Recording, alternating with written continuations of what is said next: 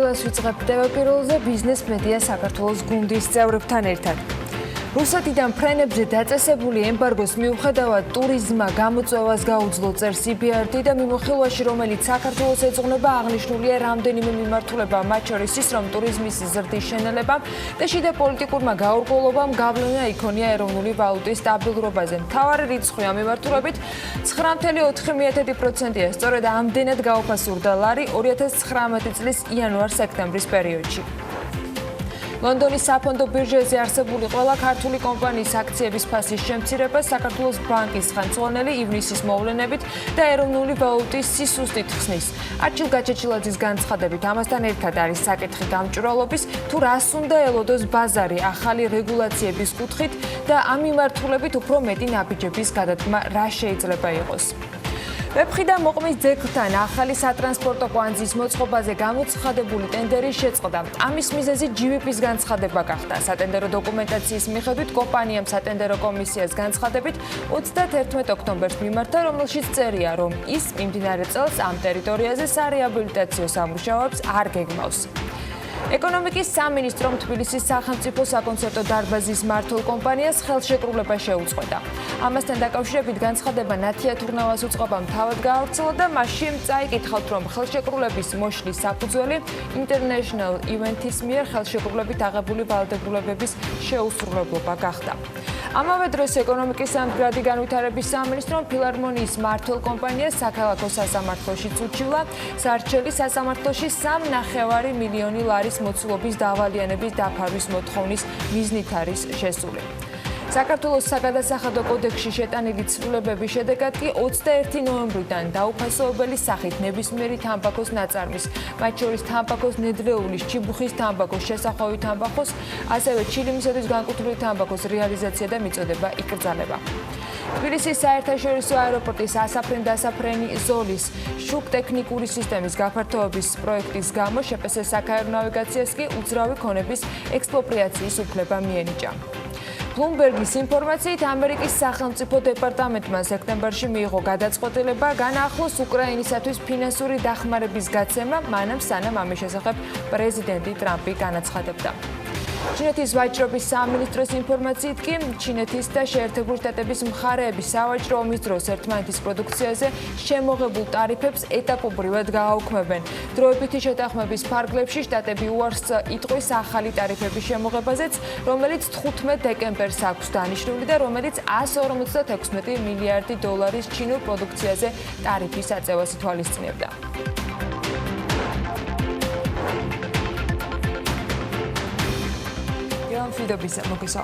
დილა მშვიდობის ყველას მოგესალმებით. მე გიორგი ისაკაძე ვარ, ანა ლაპიაშვილთან ერთად მაქვს პატივი წარმოგიდგინოთ 11 ნოემბრის საქმიანი დილა.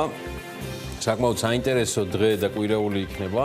ტრადიციულად საქმიანის და ჩვენს ეს საქმიანზე როგორც ყოველთვის გავამახვილებთ ყურადღებას.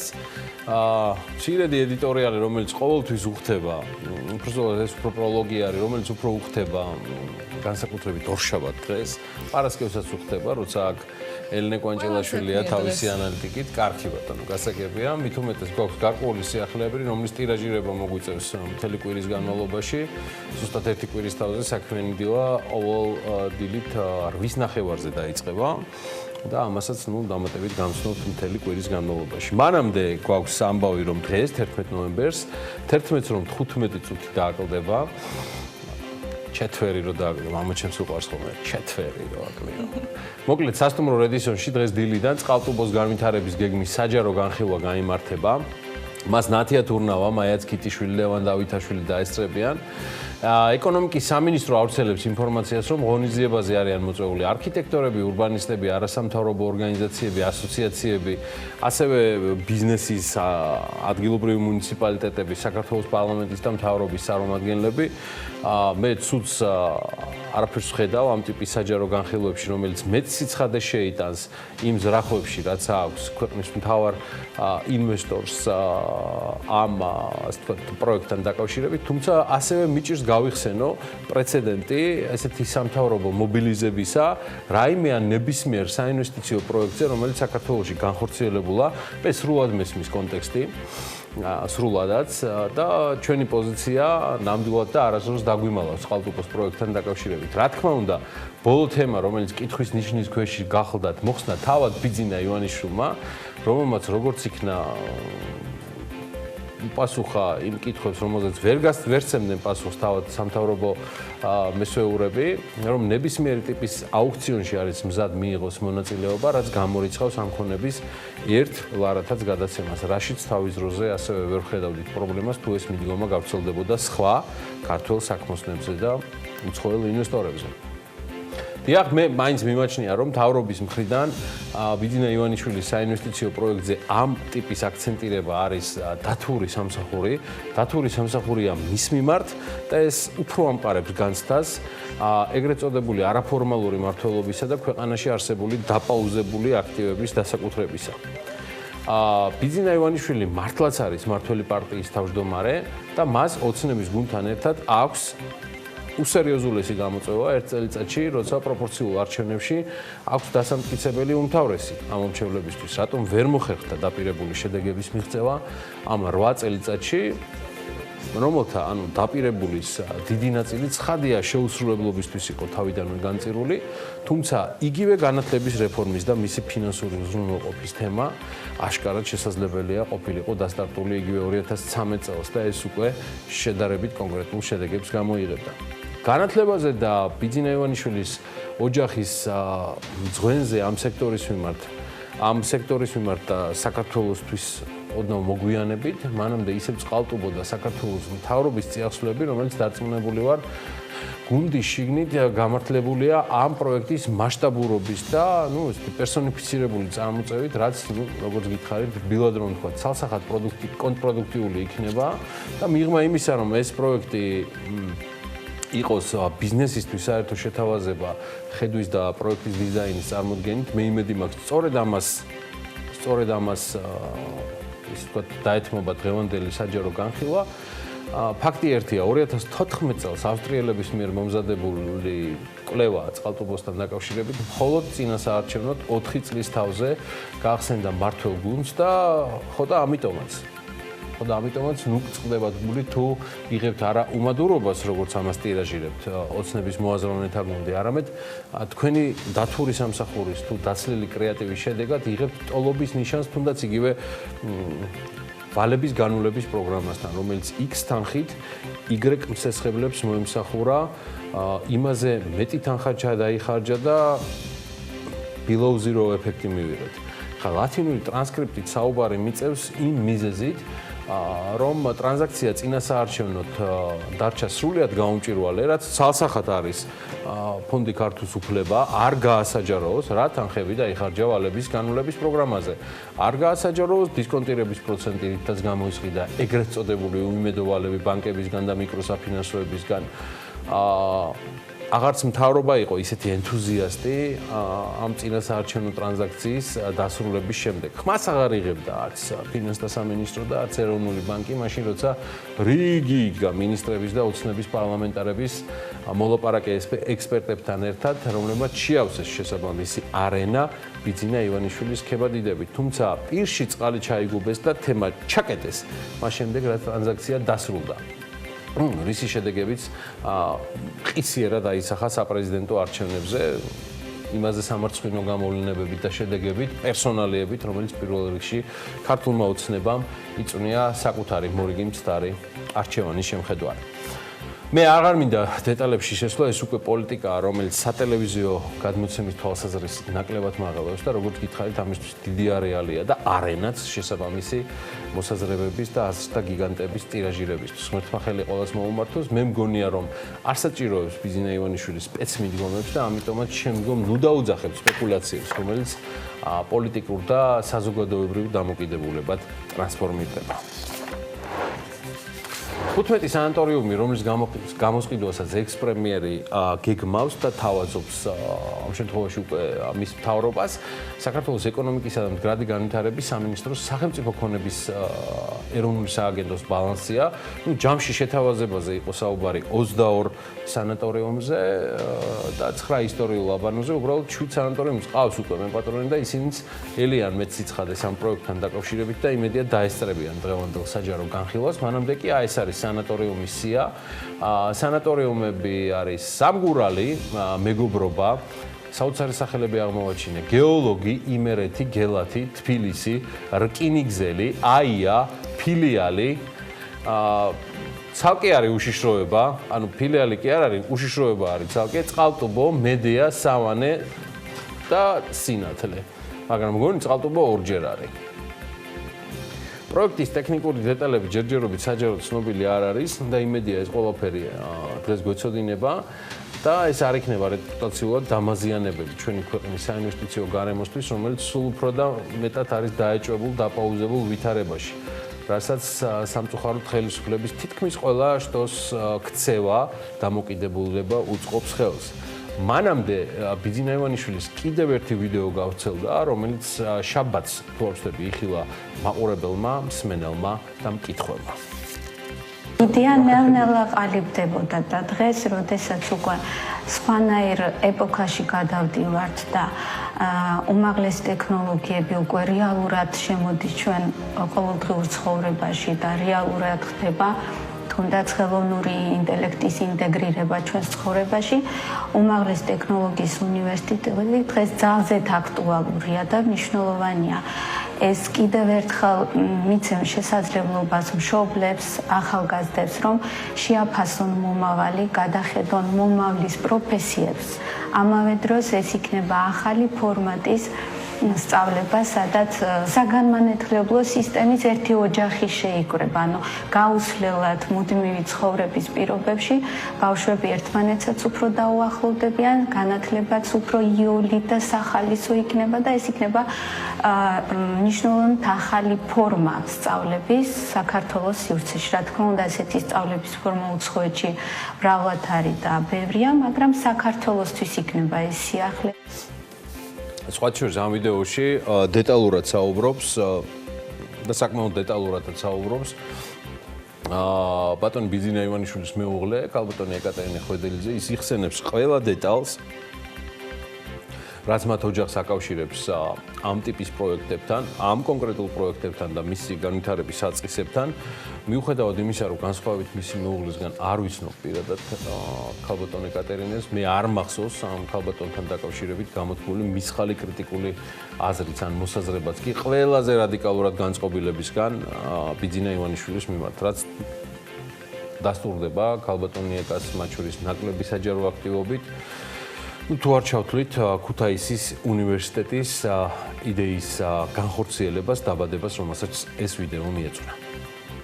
რა თქმა უნდა, ეს კიდევ გავიმეორებ, არ არის პოლიტიკური პროექტი, ეს იყო გულწრფელი სურვილი ჩვენი ოჯახის, რომ შეგვექმნა ისეთი მაღალი ტექნოლოგიების უნივერსიტეტი, რომელიც რეალურად მიცემდა ახალგაზრდებს განათლების, ახალი ტიპის განათლების მიღების საშუალებას და შესაბამისად ეს არ იქნება კერძო უნივერსიტეტი, როგორც სხვა მრავალი პროექტი, რომელიც დააფინანსა ჩვენმა ოჯახმა, ესეც გადაეცემა სახელმწიფოს საჩუქრად.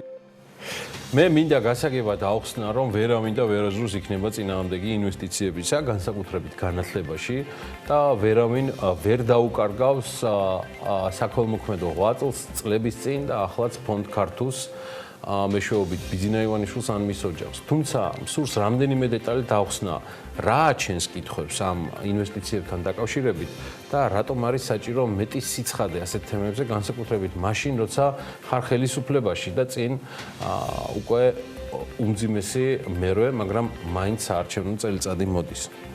ხელისუფლებაში ყოფნა არ არის ინდულგენცია იმისთვის, რომ პარტიის თავმჯდომარეს პროექტს ქუთაისში უნივერსიტეტის მშენებლობაზე მაგალითად დამკვრელური ტემპით შეუცვალო სახელი. ეს ჩანს ძალიან ცუდად. ეს არის სუბიექტური გამორჩევა მისი პროექტისა, მაშინ როცა მსგავსი საკითხები წლობით შესაძლოა ელოდეს გადაწყვეტილებას. ამიტომ ეს არის პარლამენტის მხრიდან დათური სამსახურის გაწევის კლასიკური მაგალითი, რომელიც ძალიან ცუდად აისახება ქვეყნის ხელისუფლების და მათ შორის პირადად ბიძინა ივანიშვილის რეპუტაციაზე. მეორე, ხელისუფლებაში ყოფნა არ არის ინდულგენცია იმისთვის, რომ სურვილი გამოთქვა დააფინანსო მასშტაბური ინფრასტრუქტურული პაგლახ, რომ ესეც ვერ მოიფიქრეს. დააფინანსო კონკრეტული ქალაქის ან დაბის რეაბილიტაცია მისი უმთავრესი აქტივების შეძენის ფასად. სადაც კონკურენციის გაწევის შანსი სხვა ბიზნესების და ინვესტორების მხრიდან არის ნულის ტოლები. მთავრობის მხრიდან სასწრაფოდ ჩანიშნული გამოხმაურება და დღევანდელი საჯარო განხილვა ასევე მიმაჩნია, რომ არის დათური სამსახურის გაწევა კონკრეტულად ერთი პიროვნებისა და მისი ინტერესის მიმართ გააკეთოს კარგი საქმე, თუმცა სრულად ბუნდოვანია ბიზნეს მოდელი. როგორ მოხდება ამაში სხვა ბიზნესების ინტეგრირება. შესაძლოა ეს იყოს აბასთუმნის მოდელის მსგავსი თემა, როცა მოხდა დაკავშირება კონკრეტულ ბიზნესებთან და მათ მეპატრონეებთან ადგილობრივი ინვესტიციებისთვის აბასთუმანში. ასე რომ წყალტუბო და მისი სამწლიანი რეაბილიტაციაც უფრო მეტად იქცა ჯერჯერობით პოლიტიკურ ტვირთად, ვიდრე საინვესტიციო ქველმოქმედებად მემოპატიეთ, რასაც ტერმინოლოგიური და ჩემი აზრით აზრობრივი კონფლიქტიც აქვს საბოლოო დანიშნულებასთან. ეს შესაძლოა საინტერესო ჟღერს ქართული ოცნების მოაზროვნეებისთვის, მხარდამჭერებისთვის, მაგრამ ეკონომიკა, რომელიც ქართული ოცნების ლიდერშიპის წარმომადგენლებს ზუსტი მეცნიერება ეგონათ, ის არ ცნობს კლასიკური გაგებით საქველმოქმედო ინვესტიციას. ის აღიარებს ინვესტიციას კლასიკური მოთხოვნა მიწოდების საფუძველზე მოგება ზარალს, რომლიდანაც მეტწილად მოგება მომდინარეობს უკვე სოციალური პასუხისმგებლობის პროექტები და რა თქმა უნდა ცალკე აღებული ქველმოქმედებას და მე არ მახსოვს არც ერთი შემთხვევა, ვიდრე ივანიშვილი შემოვიდოდა პოლიტიკაში, თუნდაც მის ქველმოქმედებაზე აუგად თქმული. ამიტომ ხელისუფლებაში და მესამე ნაწილი არ შეიძლება ყოფნა იქცეს ინდულგენციად სხვადასხვა აქტივების შესაქმნელად, რომელსაც შემდგომ გადასცემ მთავრობას. გადასცემ ბალანსზე, მაგრამ ამის მიღმა უკვე იწყება ის რეალობა, რაც მაგალითად ფაქტად მივიღეთ ბლექსი არენასთან დაკავშირებით. არჩეულებრივი დარბაზი, რომელიც დღეს სახელმწიფო საკუთრებაა, ოღონდ თითოეული ჩვენთაგანი, გადასახადის გადამხდელები, კარგახანია ვართ წილში იმ ხარჯებისა, რაც თანაინვესტირების ფონდის და პირადად ბიძინა ივანიშვილის საჩუქრის და ძღვენის სახით მივიღეთ ამ დარბაზის სახით. მეტიც, ჩვენ კარგახანია ვართ წილში მაგ დარბაზში მოწვეული ყველა მომღერლის და არაჩვეულებრივი შემსრულების დაფინანსებაში, რომელთა ხარჯების 70-80%-ს იხდის სახელმწიფო ბიუჯეტი. იხდის სახელმწიფო ბიუჯეტი, გადასახადის განმხდელები. ჩვენ. ჩემი თხოვნაა, რომ ეს შეგონება და მოსაზრება მიიღოთ საღად, საქმიანად, ყოველგვარი ქვეტექსტების გარეშე. მე ჩემს კოლეგებთან ერთად არათუ კარგად მაქვს გააზრებული თუ ვინ გვიყურებს ან აკოსპექტებს ჩვენს მოსაზრებებს, არამედ სწორედ ამიტომაც ვაკეთებთ ამას, რომ ნაპოვნი იყოს უკეთესი გამოსავალი და არა ყოველთვის პოლიტიკურად სუბიექტური, რომელიც საბოლოო ჯამში დათვლით, ფულში გამოხატული არის ზარალიანი. მინუსში ამყოფებს ისედაც დიდ ფინანსურ მინუსში მყოფ ჩვენს ქვეყანას და მეორეს მხრივ რეპუტაციულად საბოლოოდ ანგრევს მას, რადგან ბოლომდე ჩდება განცდა, რომ აქაური მთავრობა პარლამენტით საკუთარი არც თუ მწყობრად დაგეგმილი მოქმედებებიდან გამომდინარე დადასტურებულად მხოლოდ ერთ ინვესტორს ემსახურებიან დროულად და ხარისხიანად. რადგან ეს არის მათი პოლიტიკური მოცემულობაც და სამწუხაროდ ესეც ფაქტების დონეზე ვიცი პოლიტიკური კონფორმიზმიც. მიიღეთ საქმიანად ერთად ჩვენი დღევანდელი პროლოგი და მოდი ერთად ვიფიქროთ უკეთეს გამოსავალზე ქვეყნისთვის. ამისთვის არსებობს საქმიანი დილა და BMG-ის ყველა საქმიანი ეთერი, საქმიანები და საქმიანი ცალსახად, რომელიც ძალიან ბევრ სიახლეს გვპირდებათ. ვიკოკებით სიახლეებზე და იმედია დილიდან აყვება ქვეყანაც ამ ფეხულში. მანამდე სიახლე არის ის, რომ მთელი კვირის განმავლობაში გაიგებთ, რომ საქმიანი დილა შემდეგი ორშაბათიდან უკვე დილის 8 ნახევარზე მოგესალმებათ. დიახ, ასე გადაწყდა ჩვენს პარტნიორებთან, TV პირველთან შეთანხმებით და ჩვენი საქმიანი დილა დაიწყება ყოველდღიურად 8 ნახევარზე და მივა 11-მდე. ყოველ სამუშაო დღეს, ვიდრე ესტაფეტას TV პირველის საინფორმაციო სამსახური გადაიბარებს. ცხადია, ყოველი დილა დაიწყება ანა ლაპიაშვილთან ერთად და სწორედ მასთან ერთად გავხსნით ყოველ საქმიან ეთერს დღესაც ერთ კვირაშიც და შემდეგაც ამდენი ხანიც მოუნდება. დილამშვიდობის. კიდევ ერთხელ მოდი დავიწყოთ მაშინ ბიზნესი ახლებით. გერმანიის მთავრობა საქართველოსათვის პრიორიტეტული სფეროების დასაფინანსებლად 161.700.000 ევროს დახარჯავს, საიდანაც 21.700.000 евро გრანტია. საქართველოში საავიაციო ნავთის იმპორტი შემცირდა 2019 წლის ოქტომბრის მაჩვენებელი 21.000 ტონა, ანუ 3.3 ტონით ნაკლები სექტემბრის მონაცემზე. ქვეყნების მიხედვით კი ამ საანგარიშოთვის იმპორტირებულია მხოლოდ თურქმენეთიდან 100%. თბილისის მერია დიდი ღომში სპორტულ კომპლექსს ააშენებს. მრავალფუნქციური სპორტული კომპლექსის მშენებლობა მსხვილბიუჯეტიანი ქალაქს 12 მილიონ ლარამდე დაუჯდება და ის რამდენიმე წელი გაგრძელდება. მერიის სიახლეებზე კიდევ ბევრს მოგიყვებით და მაგალითად ერთი და ძალიან საინტერესო კოლაბორაცია სხვათა შორის მთავრობისა და კერძო სექტორისა.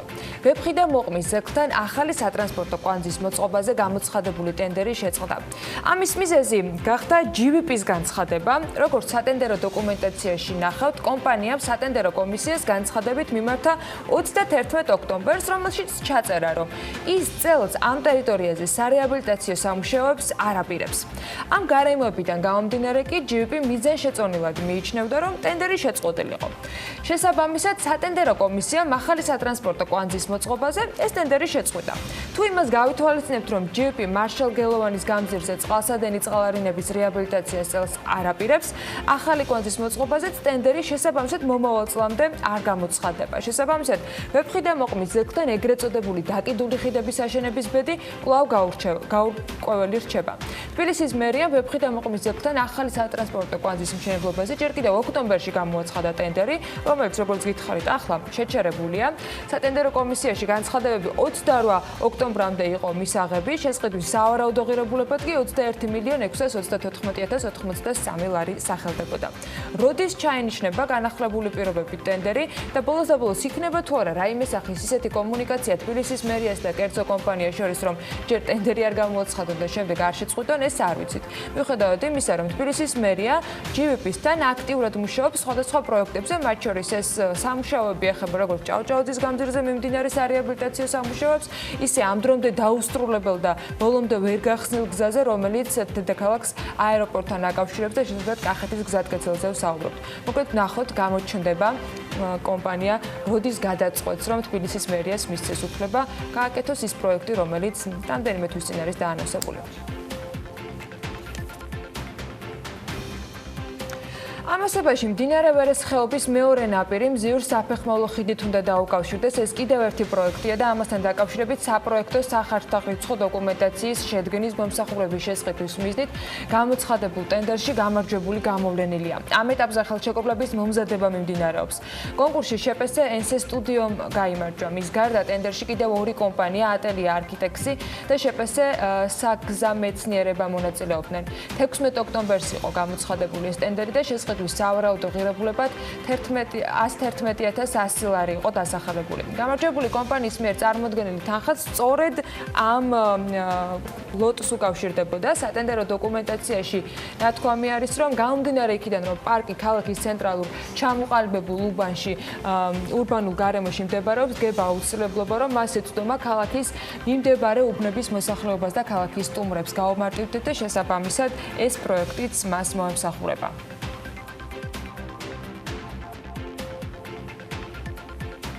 საქართველოს ეკონომიკის მდგრადი განვითარების სამინისტრომ კი სახელმწიფო კონების ეროვნული სააგენტოს თავმჯდომარის ბრძანების საფუძველზე შეპეს International Event-თან არსებული ხელშეკრულება შეწყვიტა და ამჟამად თბილისის სახელმწიფო საკონცერტო დარბაზის 100%-იანი წილის მართვის უფლების გადაცემის სახელმწიფოსათვის დაბრუნების შემდგომი პროცედურები დაიწყო. ხელშეკრულების მოშლის საფუძველი International Event-ის მიერ ხელშეკრულებით აღებული ვალდებულებების შეუსრულებლობა გახდა. მათ შორის საკონცერტო დარბაზის განვითარების მიზნით ინვესტიციის ვადა გადაცილებით განხორციელება წელიწადში არანაკლებ 100 ადგილობრივი და 5 საერთაშორისო ღონისძიების მოწყობის პირობის დარღვევა, მართვის საზღაურის გადაუხდელობა და კიდევ რამდენიმე მიზეზი. ეკონომიკის სამინისტრო განმარტავს, რომ კონტრაქტის მოქმედების პერიოდში თბილისის სახელმწიფო საკონცერტო დარბაზის სრულფასოვანი განვითარება ვერ მოხდა და ნაკისრი სახელშეკრულებო ვალდებულების მიხედვით დარბაზის ფუნქციონირება, რის გამოც სახელმწიფო ქონების ეროვნულმა სააგენტომ International Events პირგანსამტეხლო დააკისრა შეადგენს 3,5 მილიონ ლარს. International Events-ის მხრიდან დავალიანების დაფარვის მოთხოვნის მიზნით სახელმწიფო ქონების ეროვნულმა სააგენტომ სარჩელი შეიტანა საქალაქო სასამართლოში. თავის მხრივ სახელმწიფო შეიმუშავებს თბილისის სახელმწიფო საკონცერტო დარბაზის განვითარების გეგმას და მოიზიდავს სახსრებს შემდგომში მისი განხორციელებისათვის აღნიშნული არის ეკონომიკის სამინისტროს მიერ გავრცელებულ ინფორმაციაში და ბუნებრივია გეგმა მომზადებისთანავე წარსდგება საზოგადოების წინაშე, აღნიშნავენ ამავე განცხადების ავტორები.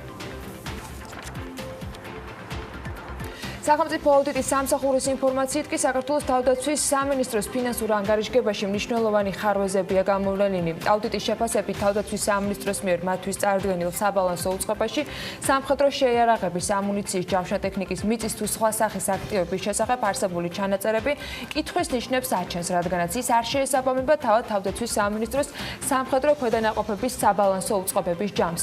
ფინანსური ბალანსის დოკუმენტში აუდიტის სამსახურმა 730,9 მილიონი ლარის უზუსტობა გამოავლინა. კიდევ ერთი მიმართულება, რაც აუდიტმა აღნიშნა, ეს არის სამინისტროს კუთვნილი მიწების არასწორად აღრიცხვის საკითხი. საპასუხოდ თავდაცვის სამინისტრო აღნიშნავს, რომ აუდიტის სახელმწიფო სამსახურის დასკვნა 2018 წლის 31 დეკემბრის პერიოდს ეხება, თუმცა აქტივების აღრიცხვისა და შეფასების პრობლემა 10 წლეულები რაც არსებობს.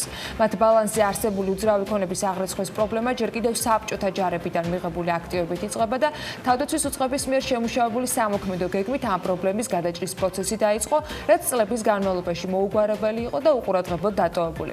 გეგმის თანახმად დაწყებული არის მუშაობა ქონების აღრიცხვის ელექტრონული პროგრამის შემუშავების მიზნითაც, რაც შემდგომში უზრუნველყოფს ერთიანი სისტემის დამკვიდრებას და გამორიცხავს აღრიცხვებასთან დაკავშირებულ უზუსტობებს, წერს თავდაცვის სამინისტრო განმარტებისათვის გავრცელებულ განცხადებაში.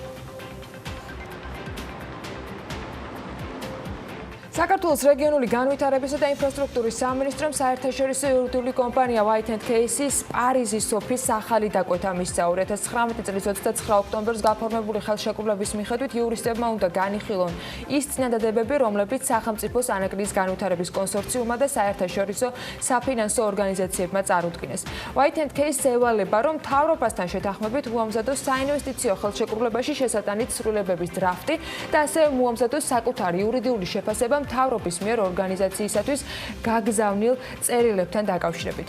ამ ხელშეკრულების პირობების მიხედვით ეს მომსახურება White & Case-მა 2019 წლის 20 დეკემბრამდე უნდა წარადგინოს.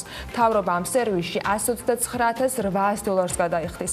კონტრაქტს ხელს ინფრასტრუქტურის სამინისტროს დაქვემდებარებაში არსებული ანაკლის ღრმაწყლოვანი პორტის განვითარების სააგენტოს ხელმძღვანელი აწერს.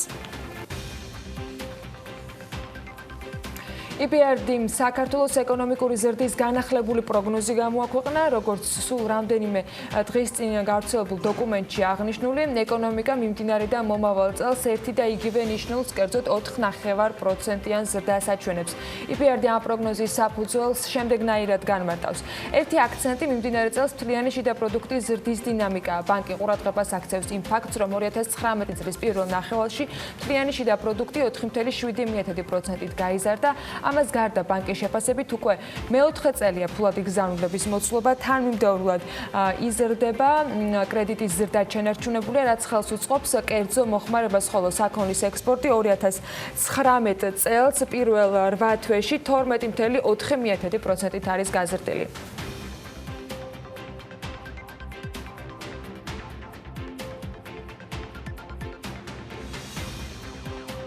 საქართველოში საავიაციო ნავთის იმპორტი შემცირდა 2019 წლის ოქტომბრის მაჩვენებლით 21,000 ტონას 3,3 ტონით ნაკლებია სექტემბრის მონაცემზე.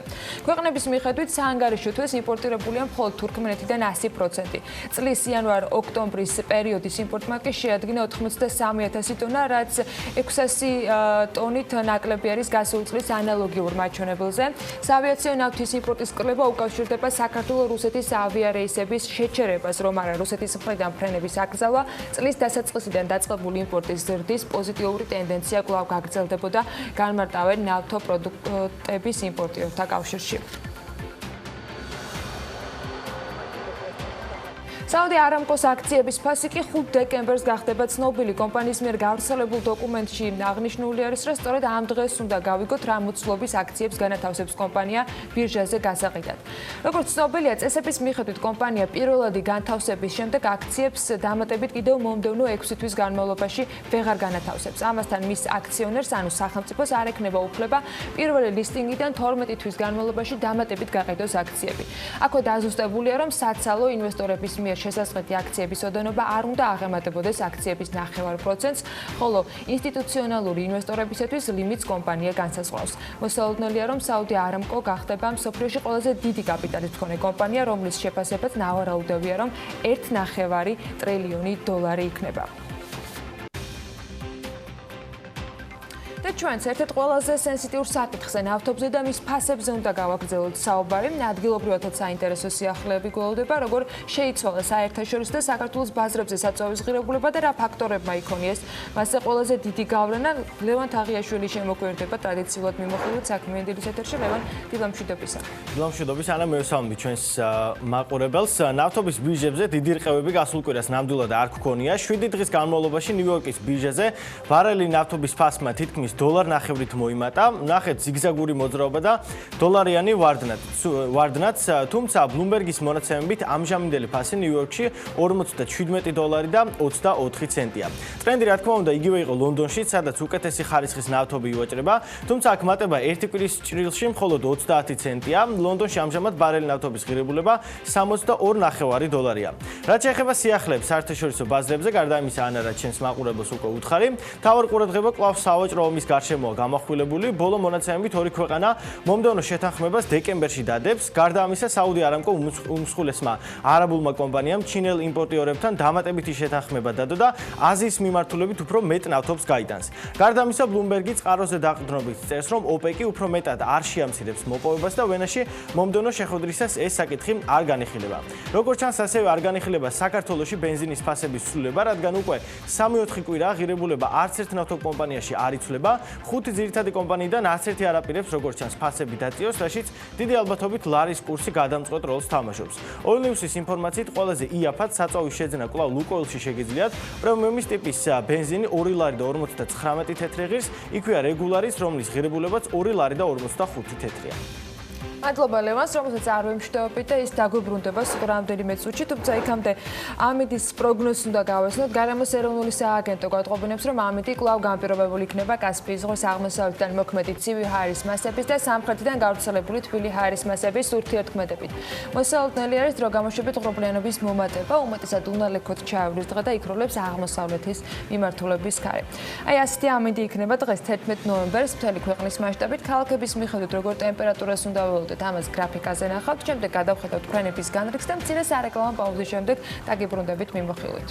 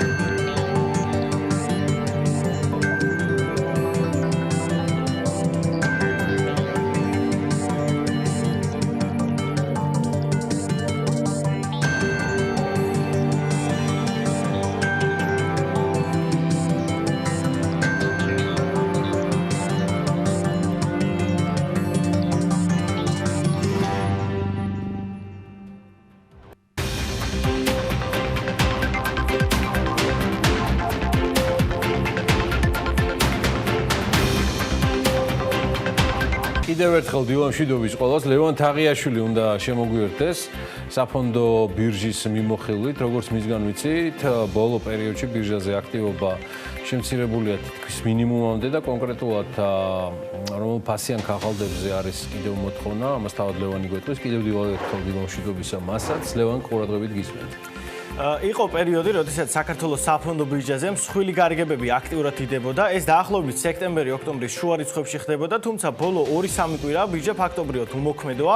საოჭრო სესიების დროს მხოლოდ სააქციო საზოგადოება Liberty Bank-ის 14000-მდე აქცია გასხვის და თითოეული მათგანის ფასი 3 თეთრამდე იყო, ამიტომ ჯამურმა ღირებულებამ 397 ლარი შეადგინა. სხვა სიახლეები საფონდო ბირჟაზე მისი ოფიციალური ვებგვერდის მონაცემებით არ ყოფილა. ახლა კი ვნახოთ, როგორ შეიცვალა სახელმწიფო კომპანიების ობლიგაციების ფასი. ორივე მათგანის ფასიანი ქაღალდები, რომელსაც ეკრანზე ხედავთ, გაუფასურდა ერთი კვირის განმავლობაში, თუმცა იანვრიდან დღემდე მაინც დადებითი მაჩვენებელი აქვს როგორც საქართველოს რკინიგზას, ისე ნავთობისა და გაზის კორპორაციას. გადავიდეთ ლონდონის საფონდო ბირჟაზე, სადაც 4 ქართული კომპანიაა დალისტული, დადებითად ვაჭრობა 3 მათგანმა დაასრულა. საქართველოს ჯანდაცვის ჯგუფის აქციების ფასი კი არ შეცვლილა.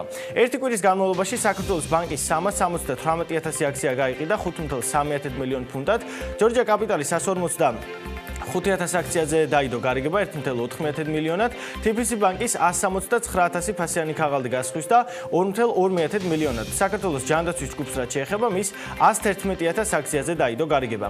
ლონდონის საფონდო ბირჟაზე ყველაზე ძვირად ღირებული კომპანია კვლავ TPC ბანკია 745 მილიონი ფუნტ სტერლინგით. შემდეგ მოდის საქართველოს ბანკი 710 მილიონით, ჯორჯია კაპიტალის 373 მილიონით და საქართველოს ჯანდაცვის ჯგუფი 227 მილიონი ფუნტით.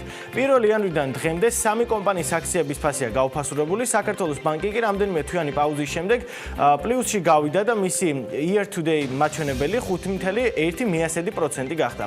ჯორჯია კაპიტალის აქციების ფასი თითქმის 1 წელიწადში 49.1%-აა შემცირებული. საქართველოს ჯანდაცვის ჯგუფის 11.76%, TPC ბანკის კი 11.17%. წარმატებები უსურვოთ ქართულ კომპანიებს ლონდონში, ჩვენ კი დავბრუნდეთ საქართველოში, სადაც ბირჟის ინდექსი JSX ერთი კვირა არ შეცვლილა და კვლავ 88.9 ერთეულისგან შედგება. ბირჟის საბაზრო კაპიტალიზაცია კი 31 ოქტომბრის მონაცემებით 1.942 მილიონი ლარია, როგორც ამას ეკრანზე დაინახავთ. 1.942 მილიონი. ლევან, მადლობა. გასული კვირა ასევე დახუნძლული იყო საერთაშორისო ორგანიზაციების პროგნოზებით, როგორც უფრო ფართოდ რეგიონალურ წვლილში, ეკონომიკური ზრდის პარამეტრებით. ასევე კონკრეტულად საქართველოს ეკონომიკური ზრდის კონკრეტული სტატისტიკით და პროგნოზებით. EBRD-ის პროგნოზი საქართველოს ეკონომიკისთვის 2019-20 წლებში ერთნაირია 4.9%. ეკონომიკური ზრდა პარასკევსვე ასევე ჩაატარა საერთაშორისო სავალუტო ფონდმა ძალიან საინტერესო შეხვედრა. იქ ცენტრალური აზიისა და კასპიის ქვეყნების რეგიონალური მიმოხილვა იყო წარმოდგენილი. პარასკევსვე გვინდოდა ეს ამბავი, რომ თქვენთვის წარმოგვედგინა. სამომე მეცხვარეშვილი მზად იყო ამ ყველაფრისთვის, სწორედ ის გვერდება ახლა პირდაპირ ეთერში. იგი მეც გვეტყვის, რა პროგნოზები აქვს ასევე საერთაშორისო სავალუტო ფონდს ჩვენს რეგიონთან დაკავშირებით, სად ხედავს მთავარ გამოწვევებს თან იმის ფონზე, რომ პარასკევს არ დაგვაცალეს ამაზე საუბარი ცნობილი მოვლენების გამო. ხო და ახლა შეგვიძლია ერთად ვიცეკვოთ ჩემო სალომე. დილამშვიდობის და გისმენთ. დილამშვიდობის. ცეკვის რა მოგახსენოთ, მაგრამ IMF-ის პროგნოზებზე აუცილებლად მოგიყვებით. მოკლედ მიმოვიხილოთ სავალუტო ფონდის წარმოდგენილი პრეზენტაცია 2019-20 წლებში სავალუტო ფონდი ცენტრალური აზიისა და კავკასიის რეგიონში მშპ ზრდის პროგნოზს არ ამცირებს, პირიქით 0.3% ზრდის და 4.9%-იან ეკონომიკურ ზრდას ელოდება. ჩვენი რეგიონისგან განსხვავებით IMF-მა მიმდინარე წელს შემცირების მიმართულებით სოფლიოს ეკონომიკური ზრდის პროგნოზს გადახედა. საერთაშორისო სავალუტო ფონდი 2019 წელს სოფლიოში 3%-იან ეკონომიკურ ზრდას ელოდება, რაც ბოლო 10 წლეულის განმავლობაში ყველაზე დაბალი მაჩვენებელია.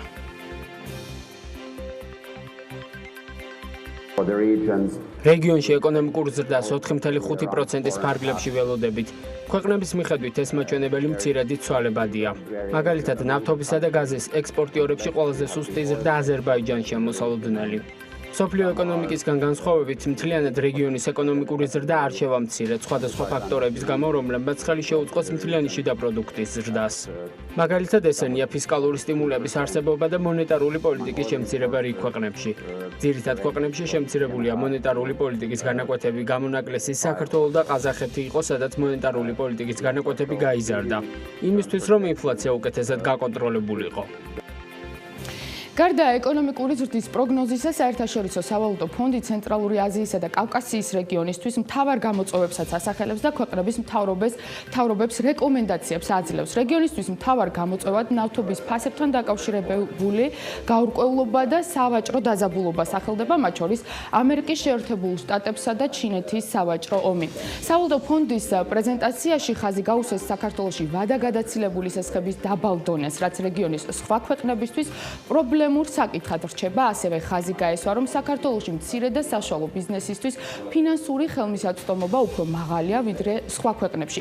ასევე ითქვა, რომ საქართველოს კარგი პოზიცია უჭირავს მსოფლიო ბანკის ბიზნესის კეთების რეიტინგში, რაც რეგიონის სხვა ქვეყნებისთვის ასევე პრობლემას წარმოადგენს. სალომე, მიუხედავად იმისა, რომ საქართველოს დადებით კონტექსტში რამდენჯერმე ახსენეს ამ პრეზენტაციაზე, ჩანს, რომ მაჩვენებლების საკმარისი არ აღმოჩნდა აიმსით, რომ აიღებს მომდევნო წლის ეკონომიკური ზრდა მინიმუმ იმავე ნიშნულზე დაეტოვებინა, რაც წინასწარ ჰქონდა ნათქვამი, რადგან გვახსოვს, რომ სავალუტო ფონდმა გადახედა მომავალი წლის ეკონომიკური ზრდის პროგნოზსაც, მაგალითად საქართველოსათვის 9.5%-ით 4.3%-იან ნიშნულამდეა შემცირებული ეს მაჩვენებელი. დიახ, რეგიონში მშპ ზრდის პროგნოზი გაიზარდა, საქართველოსთვის კი შემცირდა არის ერთ-ერთ ფაქტორადაც საგარეო შოკები დასახელდა, თუმცა უნდა ვთქვათ ისიც, რომ მხოლოდ საგარეო შოკები ვერ იქნება არგუმენტი, რადგანაც საგარეო შოკები ჩვენს რეგიონშიც არის, არადა ვხედავთ, რომ ეკონომიკური ზრდის პროგნოზი გაიზარდა. გალთენ თაგარტის ეკონომისტი ეკონომიკური ზრდის შემცირების ერთ-ერთ მიზეზად საქართველოში ეროვნული ბანკის მიერ მონეტარული პოლიტიკის გამკაცრებას ასახელებს. ეკონომიკური ზრდის პროგნოზი 2020 წლისთვის 4.6-დან 4.3-ზე შემცირება ჩვენი აზრით გამოწვეული არის იქიდან, რომ მონეტარული პოლიტიკა არის გამკაცრებული და მას გავლენა აქვს ეკონომიკაზე. თუმცა თუ ჩვენ ვივარაუდეთ, რომ მონეტარული პოლიტიკა შემბილდება 2020 წლის მეორე კვარტლიდან, როცა ინფლაცია უკვე დაუახლოვდება მიზნობრივი ინფლაციის დონეს, ამ შემთხვევაში მოსალოდნელი არის უფრო მაღალი ეკონომიკური ზრდა. ცალსახად იყო დღევანდელ პრეზენტაციაში ნათქვამი და შეფასებული იყო, რომ ყველა ნორმატიული დოკუმენტი და ყველა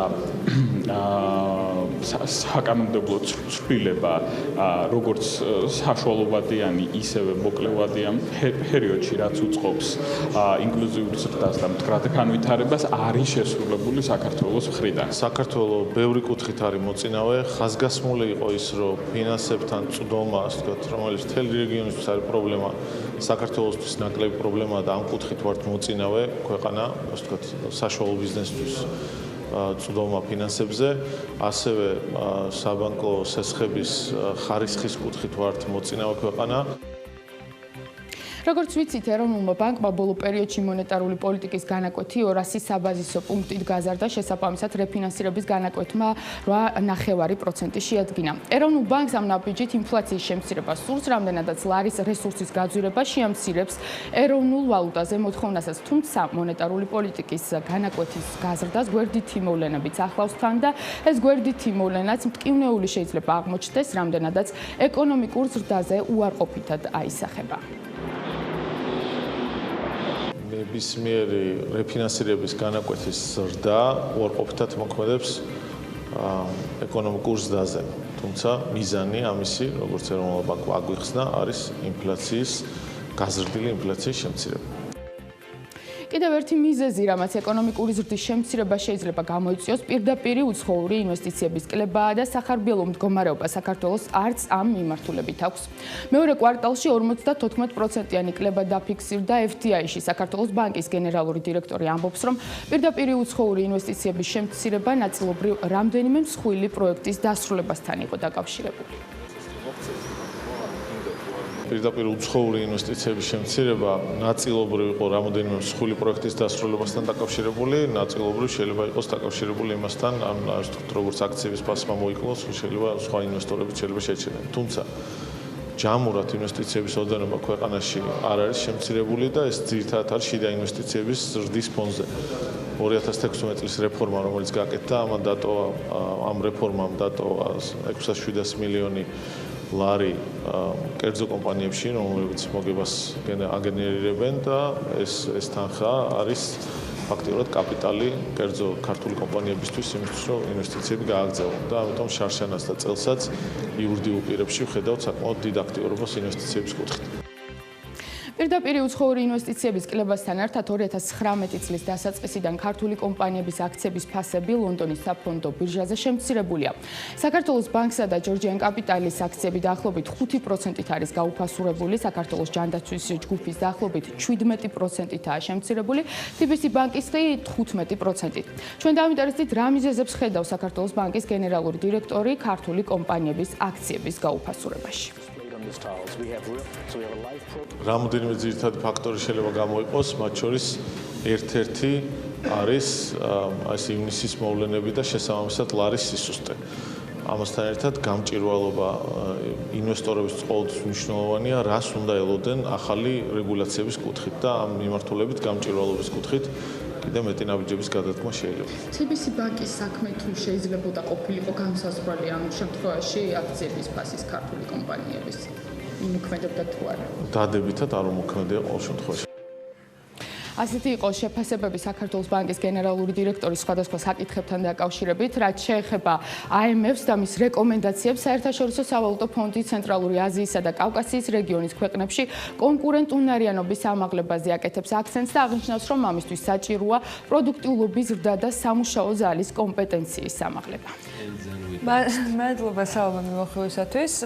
ახლა კიდევ ერთი ძალიან საინტერესო ამბავი გვაქვს თქვენთვის მოსაყოლი და ბექაპაციკაძის მოგზაურობა გასაზიარებელი. საქართველოს საზღვრებში მიმდინარე და მოხდარი ამბებით რომ არ შემოვიფარგლებით ეს არ ახალი. ამჯერად BMG კომპანია Greenway-ის მიწვევით ბელგიას ბრიუსელს სტუმრობდა, სადაც ძალიან მნიშვნელოვანი და პროდუქტიულ ტექნიკურ ინსპექტირების სფეროს ქართულ რეალობაში უპრეცედენტო ამბავს დაესწრო. Greenway-მ ძალიან მოკლე პერიოდში საერთაშორისო აღიარების მოპოვება მოახერხა და მსოფლიოს ერთ-ერთ ყველაზე მსხვილ ასოციაციას შეუერთდა. ეს ურთიერთობა ერთმნიშვნელოვნად წარადგება როგორც კონკრეტულად Greenway-ს, ასევე მთლიან რეფორმას, რომელიც საქართველოში სრულად 2019 წლის დასაწყისიდან ამოქმედა. მე დეტალს კი უკვე სიუჟეტში ნახავთ. BMG როგორც მიხვდით ამ ბიჭუნა და გამომდინარე ბრიუსელში ჩამოვიდა, სადაც ძალიან მნიშვნელოვანი ამბავი უნდა გავაშუქოთ. დადუ. ჩემთან დარჩი აქ ჯერ არ ხდება მნიშვნელოვანი ამბავი ჩვენთვის ხდება უბრალოდ აქ, სადაც კომპანია Greenway რამდენიმე წუთში საერთაშორისო ასოციაცია SITA-ს სრულუფლებიანი წევრი გახდება, სერტიფიკატის გადაცემის ცერემონიალი ამ შენობაში. მალე დაიწყება, Greenway ერთადერთი ქართული კომპანია იქნება, რომელიც SITA-ს სრულუფლებიანი წევრობის სტატუსს მიიღებს. სწორ და ბევრ შრომას ყოველთვის მოაქვს შედეგი. Greenway საერთაშორისო ასოციაცია SITA-ს სრულუფლებიანი და მუდმივ მოქმედი წევრი გახდა. SITA თავის მხრივ აერთიანებს როგორც საჯარო, ისე კერძო სექტორის ორგანიზაციებს, რომლებიც ჩართულები არიან ავტომობილების სავალდებულო ტექნიკური ინსპექტირების და შესაბამისობის შეფასების სფეროში. როგორც Greenway-ის გენერალურმა დირექტორმა ვახტანგ გელბიტაშვილმა გითხრა, გარდა სიხარულისა და სიამაყისა გრძნობენ უდიდეს პასუხისგებლობას, რომელიც 100%-ით გააზრებული აქვთ, რომ მზად არიან ახალი გამოწვევებისთვის. ჩვენთვის ეს დიდი პატივია და დიდი პასუხისგებლობითა, ვინაიდან ჩვენ დღეს გავხდით სოფლიო დიდი ოჯახის წევრი, ტექინსპექტირების მოთამაშეების ამ ასოციაციაში გაერთიანებული არიან ჩვენი დარგის გიგანტები, როგორიც არის ჩვენი გლობალური პარტნიორი A+ და ჩვენთვის ეს დიდი პასუხისგებლობა, დიდი გამოწვევა არის და დარწმუნებული ვარ SITA-სთან ერთად ჩვენ ბევრ პოზიტიურ ცვლილებას მოვახდეთ საქართველოს რეალობაში. ორიოდ სიტყვა SITA-ს საქმიანობაზეც. მსოფლიო ასოციაცია უზრუნველყოფს ავტომობილების ტექნიკური ინსპექტირებისა და შესაბამისობის შეფასების სფეროში შესწავლისა და გამოკვლევების ჩატარებას. გამოსცემს საუკეთესო პრაქტიკაზე დაყრდნობით რეკომენდაციებს და სტანდარტებს, რასაც იყენებს როგორც წევრი ორგანიზაციები, ასევე პარტნიორი ორგანიზაციები. SITA ორგანიზებს კონფერენციებს და სემინარებს შემდეგი მიმართულებით, ტექნიკური ინსპექტირების მეთოდების სტანდარტებით და აღჭურვილობა, ხარისხის კონტროლი და აკრედიტაცია, ტრენინგი ინსპექტორებისთვის და ასე შემდეგ. SITA-ს აღმასრულებელი დირექტორი ედუარდო ფერნანდესი კონკრეტულ შედეგებზე გვესაუბრა, რომელიც ტექნიკური ინსპექტირების სწორ და ეფექტურ რეფორმას მოაქვს. სიტა ამ ეტაპზე რამდენიმე პროექტს ახორციელებს, რათა გავზომოთ ავტომობილების ტექ ინსპექტირების გავლენა. ჩვენ გვაყოფილები ვართ იმ შედეგებით, რომელიც გვაქვს ამ მიმართულებით თურქეთში, კოსტა-რიკასა და ესპანეთში. თურქეთის შემთხვევაში გვაქვს 15%-იანი შემცირება ადამიანების სიკვდილიანობისა, რისი დამსახურება წლების განმავლობაში გავლილი ტექ ინსპექტირებებია. კოსტა-რიკაში 40%-იანი შემცირებაა ავტოსაგზაო შემთხვევების მიმართულებით, ხოლო ესპანეთში მოპედებისა და მოტოციკლების საგზაო შემთხვევებმა 18%-ით მოიკლო.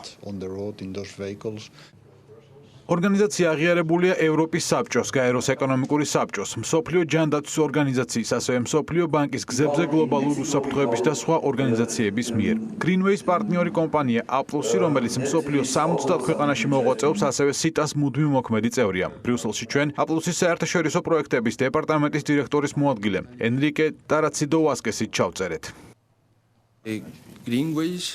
სიტაში Greenway-ის წევრობა ძალიან მნიშვნელოვანია, როგორც თავად კომპანიისთვის, ისე საქართველოს მოქალაქეებისთვის. იმიტომ რომ სიტა არის უდიდესი საერთაშორისო არაკომერციული ორგანიზაცია, რომელიც მსოფლიოს მასშტაბით ტექ ინსპექტირების სხვადასხვა პროგრამებს ახორციელებს. კომპანია კი ქართულ მომხმარებლებს უკეთეს ტექ ინსპექტირების სერვისებს შესთავაზებს. ეს კი საშუალებას მისცემს მათ გაუფრთხილდნენ თავიანთ ჯანმრთელობას და გარემოს, რომელიც ყველას ძალიან გვადარდებს. Greenway-ის ხელმძღვანელები გამოგვიწყდნენ, რომ 1 წლის წინ სრულიად წარმოუდგენელი იყო, რომ ბრიუსელში სიტას სათა ოფისს ეწეოდნენ და სრულფლებიანი წევრის სტატუსს მიიღებდნენ. თუმცა, როგორც თავში აღვნიშნეთ, შრომას ყოველთვის მოაქვს შედეგი. BMG და Greenway ბრიუსელს ექსკლუზიურად და ამაყად ემშვიდობება. არც ევროპის დედაქალაქით დაგვრჩა ვალში და თავადაც გამოგვაცილა.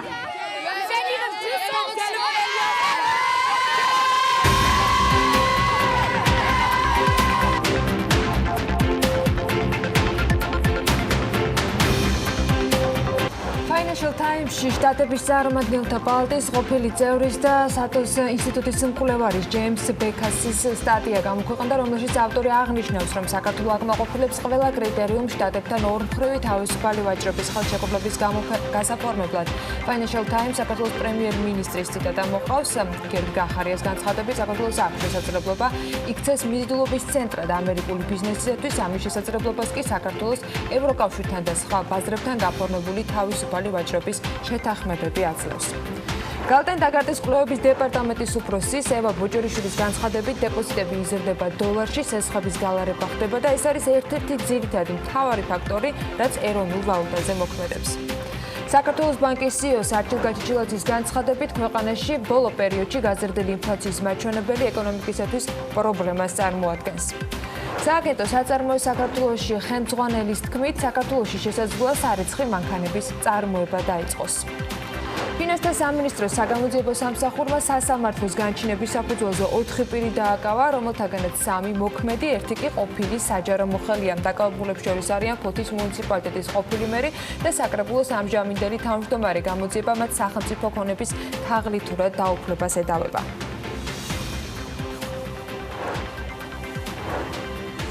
საქართველოს რკინიგზას საკონტეინერო გადაზიდვები წელს 34%-ით გაეზარდა. სახელმწიფო კომპანიის ინფორმაციით 2019 წლის 10 თვის განმავლობაში მათ 64,000 კონტეინერი ტეულზეა საუბარი გაატარეს, რაც რეკორდულ მაჩვენებელს წარმოადგენს. რეკორდულ სიმკლების შემდეგ და 2018 წელთან შედარებით კონტეინერების აღნიშნული რაოდენობა არის 34%-ით გაზრდილი.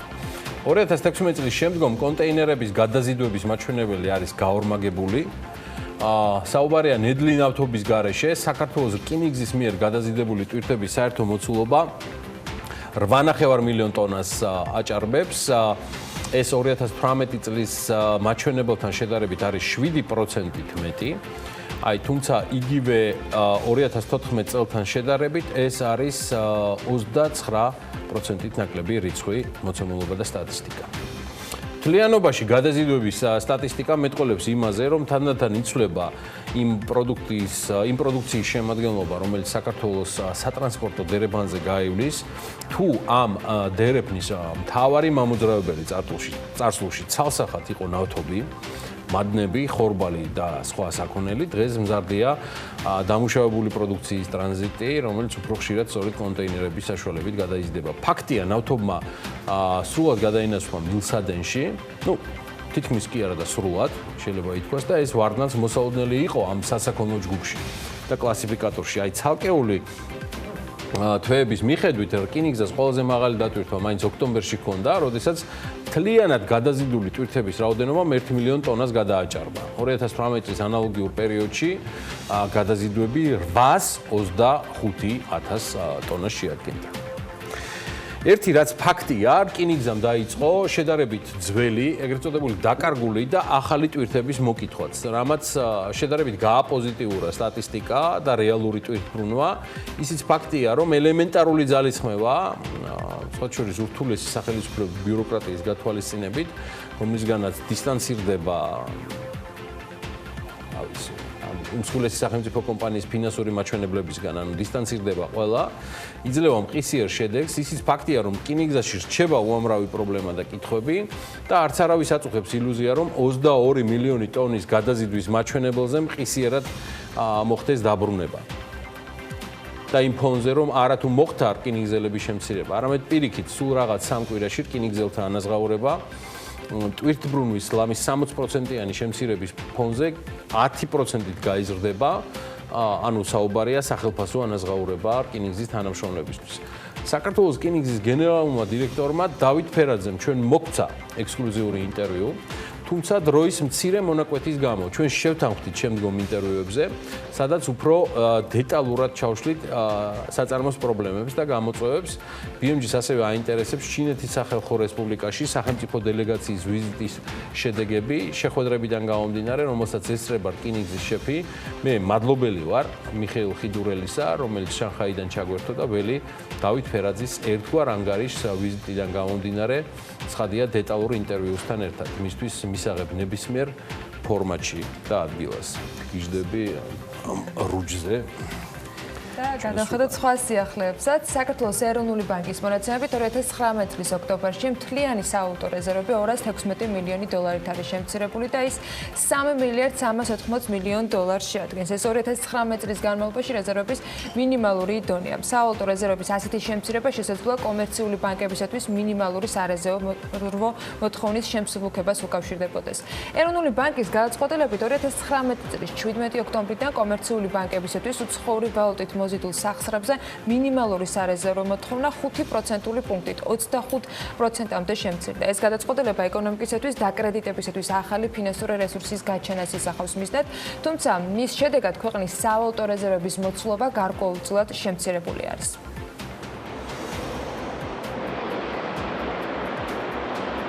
ამასობაში მსოფლიო ვალმა რეკორდულ მაჩვენებელს მიაღწია, რაც გლობალურ ეკონომიკაზე ორჯერ მეტია. განცხადება ამასთან დაკავშირებით საერთაშორისო სავალუტო ფონდის დირექტორმა გააკეთა. კრისტალინა გეორგიევას ცნობით, მსოფლიო ვალი ამ ეტაპისათვის 188 ტრილიონ დოლარს შეადგენს. გლობალურმა დავალიანებამ სწორედ ამ კონდიციას მიაღწია და ეს მსოფლიო მთლიანი შიდა პროდუქტის დაახლოებით 230%-ია, ამბობს გეორგიევა, როგორც საერთაშორისო სავალუტო ფონდის დირექტორი აცხადებს, ვალის დაგროვება კერძო სექტორმა გამოიწვია, რომლის წილიც პროცესში 2/3-ია. გერმანიის მთავრობა საქართველოსთვის პრიორიტეტული სფეროების დასაფინანსებლად 161 მილიონ 700.000 ევროს დახარჯავს, საიდანაც 21 მილიონ 700.000 евро გრანტია. ფინანსთა მინისტრის მოადგილის და გერმანიის ეკონომიკური თანამშრომლობისა და განვითარების ფედერალური სამინისტროს აღმოსავლეთ ევროპისა და სამხრეთ კავკასიის დეპარტამენტის უფროსმა შეთანხმებას ფინანსური თანამშრომლობის შესახებ ხელი მოაწერეს.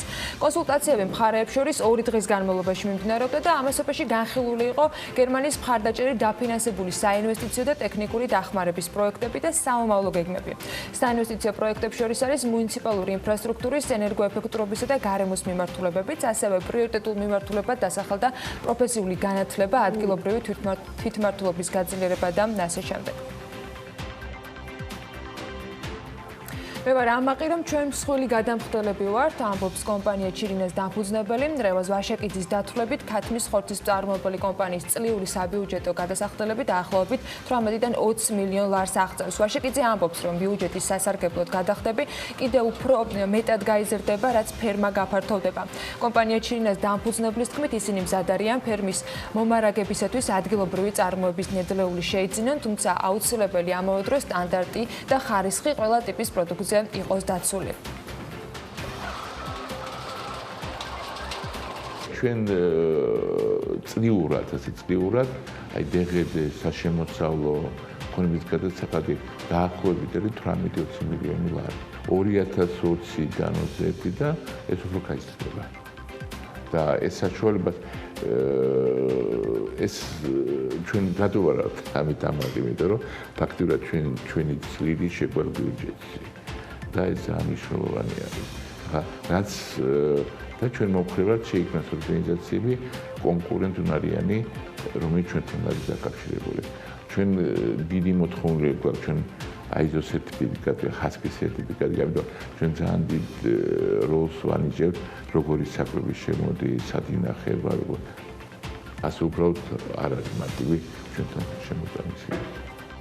მომავალი წლიდან კომპანია ჩირინა 25,000 ტონა ქათმის წარმოება შეძლებს. საწარმოო მოცულობების გაზრდის შესაძლებლობა კი 2020 წლის მარტიდან ჩნდება, როცა ქათმის ფერმის მშენებლობა დასრულდება და მზა ინფრასტრუქტურა სრულად დაიტვირთება. რემაზ ვაშეკიძე BMG-სთან საუბარში აღნიშნავს, რომ ბაზრის სრულად ადგილობრივი წარმოების პროდუქტით დასაკმაყოფილებლად გასაკეთებელი კიდევ ბევრია. ფერმის ინფრასტრუქტურის მოწყობასთან ერთად კომპანია ჩირინა 2,000 ტონიან სამაცივრე მეურნეობასაც ააშენებს, რომელიც აუცილებელი წარმოების ფართობისათვის გახდა. 2020 წლის მარტში ვამთავრებთ ქათმის ფერმების აშენებას, არ მარტო ქათმის ფერმებზე არის, ეს არის სასაკლაოს გაზრდა, შესაბამისად იქ ინკუბატორის მთელი ინფრასტრუქტურის, რომელიც მოერგება 25,000 ტონა ქათმის წარმოებას. გარდა ამისა, ჩვენ ხალხ სასაწყობი მეურნეობას ვაჩვენებთ დაახლოებით 2,000 ტონაზე მაცივარს ახალს და შემდეგ წლიდან ვიწყებთ ქათმის სოსისების, ზეხვების და ბასტურმების წარმოებას. 2018 წლის ფინანსური ანგარიშგების მიხედვით კომპანია ბორჯომის მთლიანი გაყიდვები საქართველოსა და საექსპორტო ბაზრებზე 121 მილიონ დოლარს შეადგენს. კომპანიის წმინდა მოგება კი გასულ წელს 14,9 მილიონი დოლარი იყო. 2018 წლის მდგომარეობით გაყიდვების 90%-ზე მეტი პოსტსაბჭოთა ბაზარზეა ამ კომპანიის კონცენტრირებული. მათ შორის პირველ ადგილს რუსეთის ფედერაცია იკავებს. ჯამურად 2018 წლის განმავლობაში ქართული მინერალური წყლის გაყიდვებით 11,4%-ით არის გაზრდილი. ფინანსური ანგარიშგების მიხედვით კი უკრაინის ბაზარზე პროდუქციის გაყიდვით არათავად IDS ბორჯომ ჯორჯია, IDS ბორჯომი ბევერჯის Co.N.V-ს ქართული ფილიალია წარმოდგენილი, არამედ შეპესე IDS ბორჯომ ჯორჯია უკრაინის ბაზარზე გაყიდვებით დაკავებული. გდანში საფეხბურთო ცენტრის მშენებლობა იწყება. მერია პროექტი ფეხბურთის ფედერაციასთან ერთად დაიწყო. მიწის ნაკვეთს კი თბილისის მერია გამოყოფს. ფედერაცია ვალდებულებას იღებს თავის მხრივ, რომ სპორტული საფეხბურთო ცენტრები განათავსოს ამ ტერიტორიაზე. საფეხბურთო ცენტრის პროექტის ფარგლებში ხელოვნურ საფარიანი სტანდარტული მოედანი მოეწყობა ზომით 108-72 მეტრზე. ეს გათვლილი იქნება ასევე ადმინისტრაციული შენობის დამონტაჟება და მოედნის 230-250 ლუქსიანი განათება. მშენებლობის დასრულება კი 2020 წლის დეკემბრისთვის არის დაგეგმილი. სპორტულ კომპლექსს ქალთა და მოყვარულ ფეხბურთელთან გუნდებთან ერთად ადგილობრივი საფეხბურთო სკოლები უსასყიდლოდ გამოიყენებენ. კიდევ ერთი პროექტის მიხედვით თბილისის მერია დიდი ღომში სპორტულ კომპლექსს ააშენებს. მრავალფუნქციური სპორტული კომპლექსის მშენებლობა მსხვილ ბიუჯეტიანი ქალაქ ჯამში 12 მილიონ ლარამდე დაუჯდება. კომპლექსი ექსპლუატაციაში 2021 წელს შევა, თანხები კი ბიუჯეტიდან 3 წლის განმავლობაში გამოიყოფა. მთლიანი თანხის 17% 2019 წლის ბიუჯეტიდან არის განსაზღვრული, 51% 2020 წელს დაიფარება და 32% 2021 წელს. კომპლექსი სამსართულიანი იქნება, მათ შორის მიწისქვეშა პარკინგიც არის გათვალისწინებული, 41 მანქანაზე გათვლილი ღია ავტოსადგომი და გათვალისწინებულია რეკრეაციული ზონების და მოსასვენებელი სივრცეების მოწყობა. კომპლექსის სკოლა ფესვების მიმდებარე ტერიტორიაზე განთავსდება. ამ პროექტის გასაკეთებლად თბილისის მერიამ ტენდერი უკვე გამოაცხადა.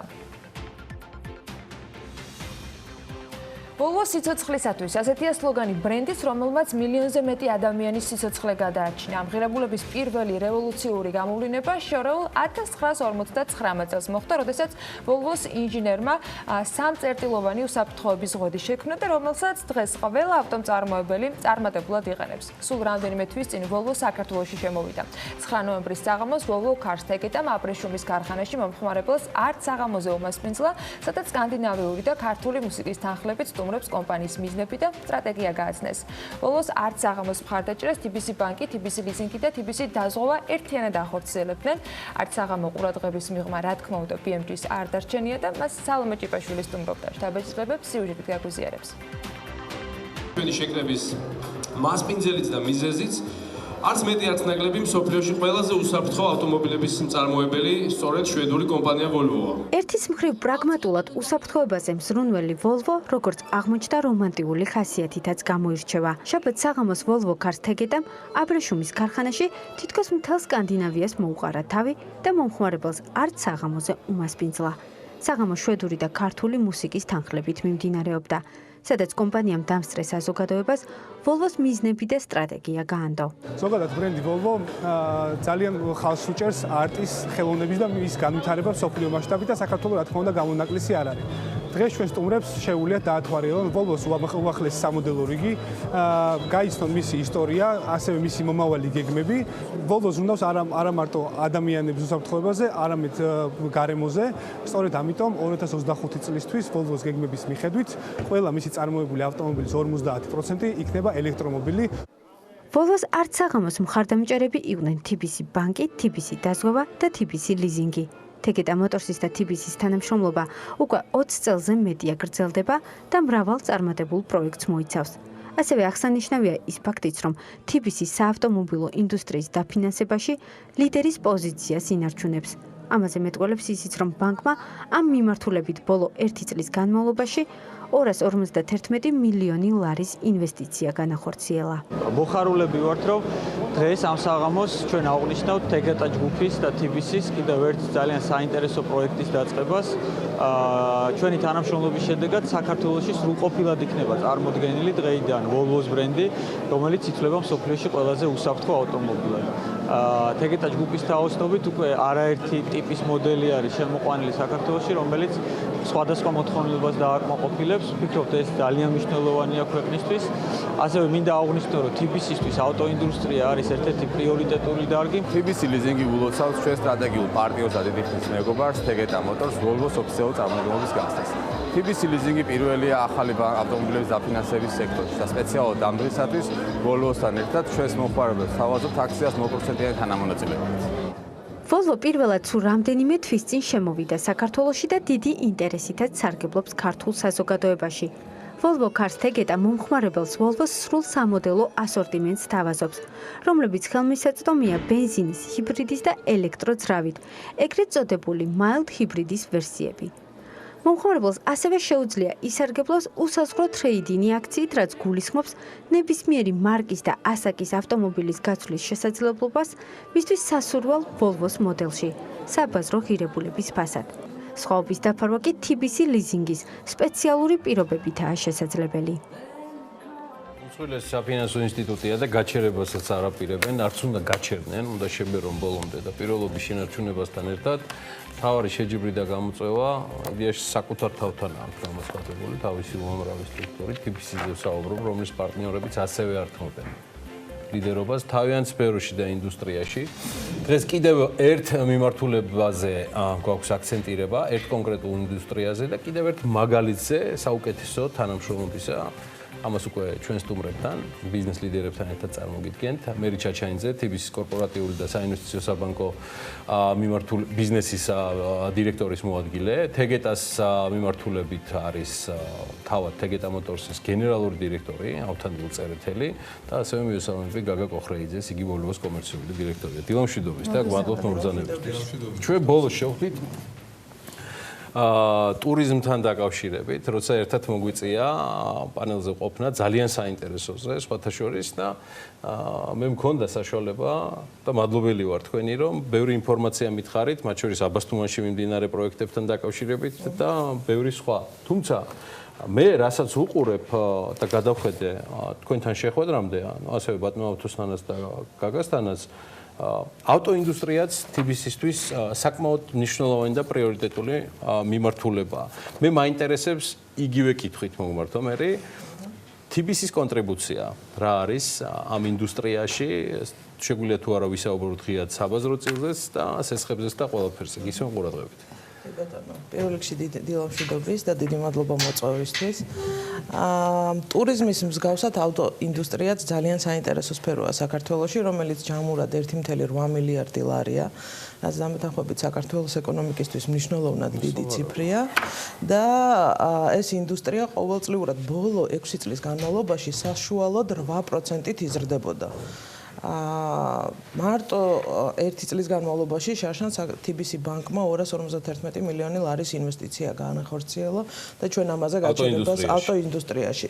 ამაზე გაჩერებას არ ვაპირებდი და აუცილებლად განვითარდებით, იმიტომ რომ ბაზრის სპეციფიკა არის ესეთი, რომ ბაზარი არის ძალიან ფრაგმენტული.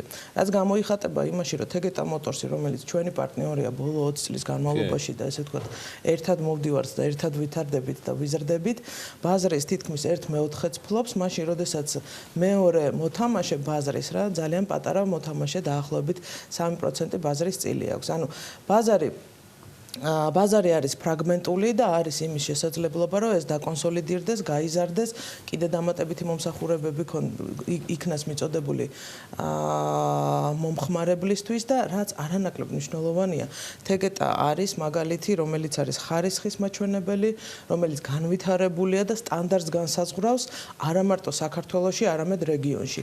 და სწორედ ამიტომ არის, რომ თეგეტა ვითარდება არა მარტო საქართველოში, არამედ აქვს კავკასიაში და ცოტა უფრო მოშორებით. ერთი კითხვა, ვიდრე ანა უკვე ბატონთან გადავა კითხვით. ეს ზრდა 8%-იანი პროგნოზებში როგორ გამოიხატება? ინდუსტრია აგრძელებს ზრდას მიუხედავად ეკონომიკაში არსებული საკმაოდ მრავალმხრივი, მოდი ესე ვიტყვი, გამოწვევებისა. ზრდის მოლოდინი გვაქვს, რომ გააგრძელება, ანუ ეს ტრენდი განვითარდება და საქართველოს ეკონომიკაზე უფრო სწრაფად გაიზრდება ეს ინდუსტრია. აქვე მნიშვნელოვანია ალბათ ის ფაქტიც, რომ ძალიან ბევრი რეფორმა ხდება უშუალოდ ამ მიმართულებით, მათ შორის ცნობიერება მომხმარებელში ეკოლოგიასთან დაკავშირებით. სტატისტიკას რო შევხედოთ, მანქანები, რომელთა ვადა 10 წელზე მეტია, საქართველოს მანქანების ბაზრის 90%-ზე მეტ შეადგენს. ანუ ხანდაზმული ავტოპარკი გვაქვს, შესაბამისად, ცნობიერება, ეკონომიკა როდესაც განვითარდება და ასევე მსყიდველობითი უნარი მოსახლეობის გაიზრდება, მათ შორის ცნობიერება ეკოლოგიის და უსაფრთხოების მიმართ კიდევ უფრო გაიზრდება, ვფიქრობთ ეს ინდუსტრია კიდევ უფრო სწრაფად გაიზრდება და Volvo ამის ერთ-ერთი ხელმშეწყობი იქნება. მეორე თემას დაათიზე. მივედით ბოლომდე. თეგეტა საკმაოდ მსხვილი პორტფელი აქვს და აი ზუსტად Volvo როგორ აღმოჩნდა მის პორტფელში, იმიტომ რომ ძალიან ბევრი მიმართულება აქვს ძიმე ტექნიკიდან დაწყებული და სამშენებლო ტექნიკიდან დაწყებული, სუბუქი, გამძლე, ხარისხიანი მანქანებით გაგრძელებული და მომსახურებით დამთავრებული, რომელიც ბოლო დეტალამდე შეიძლება ითქვას, რომ მიდის. Volvo როგორ აღმოჩნდა თქვენს პაკეტში, როდიდან აღმოჩნდა და დაახლოებით რა მასშტაბის წტომაზე გვაქვს და Volvo რატომ შეარჩიეთ? დიდი მადლობა მოწვევისთვის. ჩვენ ძალიან მადლიერი ვართ როგორც ყოველთვის ამ ყურადღებისთვის, რასაც თქვენ ტრადიციულად იჩენთ. ძალიან გვიხარია ხოლმე თქვენთან სტუმრობაც. დიდი მადლობა მინდა ასევე მერის უთხრა ამ სიტყვებისთვის ჩვენ შესახებ. ჩვენი პარტნიორობა მართლაც სამაგალითოა, ჩემი აზრით, ამ 20 წლის განმავლობაში. ბანკი თავისი განვითარებული, ძალიან განვითარებული კორპორატიული ბიზნესით და მსხვილი, თქვათ, კერძო ბიზნესი ერთად როგორ ვითარდებიან, ეს არის გაცილებით მეტი უბრალოდ ვიდრე საბანკო მომსახურება, ეს არის ნამდვილი პარტნიორობა და ჩვენ ძალიან მადლიერი ვართ TBC ჯგუფის ამ მხარდაჭერისთვის ყოველთვის. რაც შეეხება Volvo-ს, Volvo არის ძალიან საინტერესო ისტორია, განსაკუთრებული, ასე ვთქვათ, სიამაყის საგანია პირდაპირ ვიტყვი ჩვენთვის, რომ ჩვენ შევძელით და მოვიპოვეთ ამ ბრენდის ნდობა, არა მხოლოდ საქართველოში, არამედ მთლიანად რეგიონში. რადგანაც Volvo არის აი ასე ვთქვათ ცოტა ჟარგონულად ვიტყვი ძალიან ძლიერი DNA-ის მქონე ბრენდია. ძალიან ძლიერი DNA-ის მქონე ბრენდია, ცალკე მდგომი იყო ყოველთვის. მიუხედავად იმისა, რომ ძალიან მაღალ კონკურენციაშია, რა თქმა უნდა, სხვა ავტომწარმოებლებთან, Volvo-ს ყოველთვის ჰქონდა თავისი უნიკალური ღირებულება და ჩვენ ძალიან გვინდოდა რომ ეს უნიკალური ღირებულება ჩვენი მომხმარებლისთვის მოგვიტანა და რა თქმა უნდა აღარ გავუსახავს იმას რაც არის ხარისხი თქვათ ნამდვილი ევროპული პროდუქტია ასე ვთქვათ. მომხმარებლის სეგმენტი ჩნდება Volvo-s სახით თეგეტას პორტფელიოში ვიდრე უშუალოდ თვითონ Volvo-ზე გადავიდა. კი, ამაზე თეგეტას გუნდმა ძალიან სერიოზულად იმუშავა, ერთ-ერთი გვესწრება გაგა ჩვენთან ერთად, კიდე სხვა ჩვენი თანაგუნდელები, რომ ეს მომხდარიყო ნამდვილად და ჩვენი მომხმარებლისთვის მართლა ეს ღირებულება მოგვიტანა. იცით, რა მხრივ შეიძლება შევხედოთ ამ საკითხს, ხო? აი ერთი რომ ერთ-ერთი ხარისხიანი ბრენდია გავიგეთ, მაგრამ მეორე მხრივ თქვა ჩვენ მართლა გვინდა რომ ის ხაზი რაც თეგეტას აქვს, ხარისხიანი პროდუქტის თქვა ხელმისაწვდომობის ზრდა ჩვენი მომხმარებლისთვის ავტომიმართულებით, ნებისმიერი მიმართულებით 360 გრადუსით ჩვენ შევძლოთ, ანუ როგორც მსუბუქი, ანუ ყველა სხვა ტრანსპორტის მიმართულებით და საერთოდ ნებისმიერი ავტოპროდუქტის მიმართულებით და ამ ხაზის გაგრძელება არის.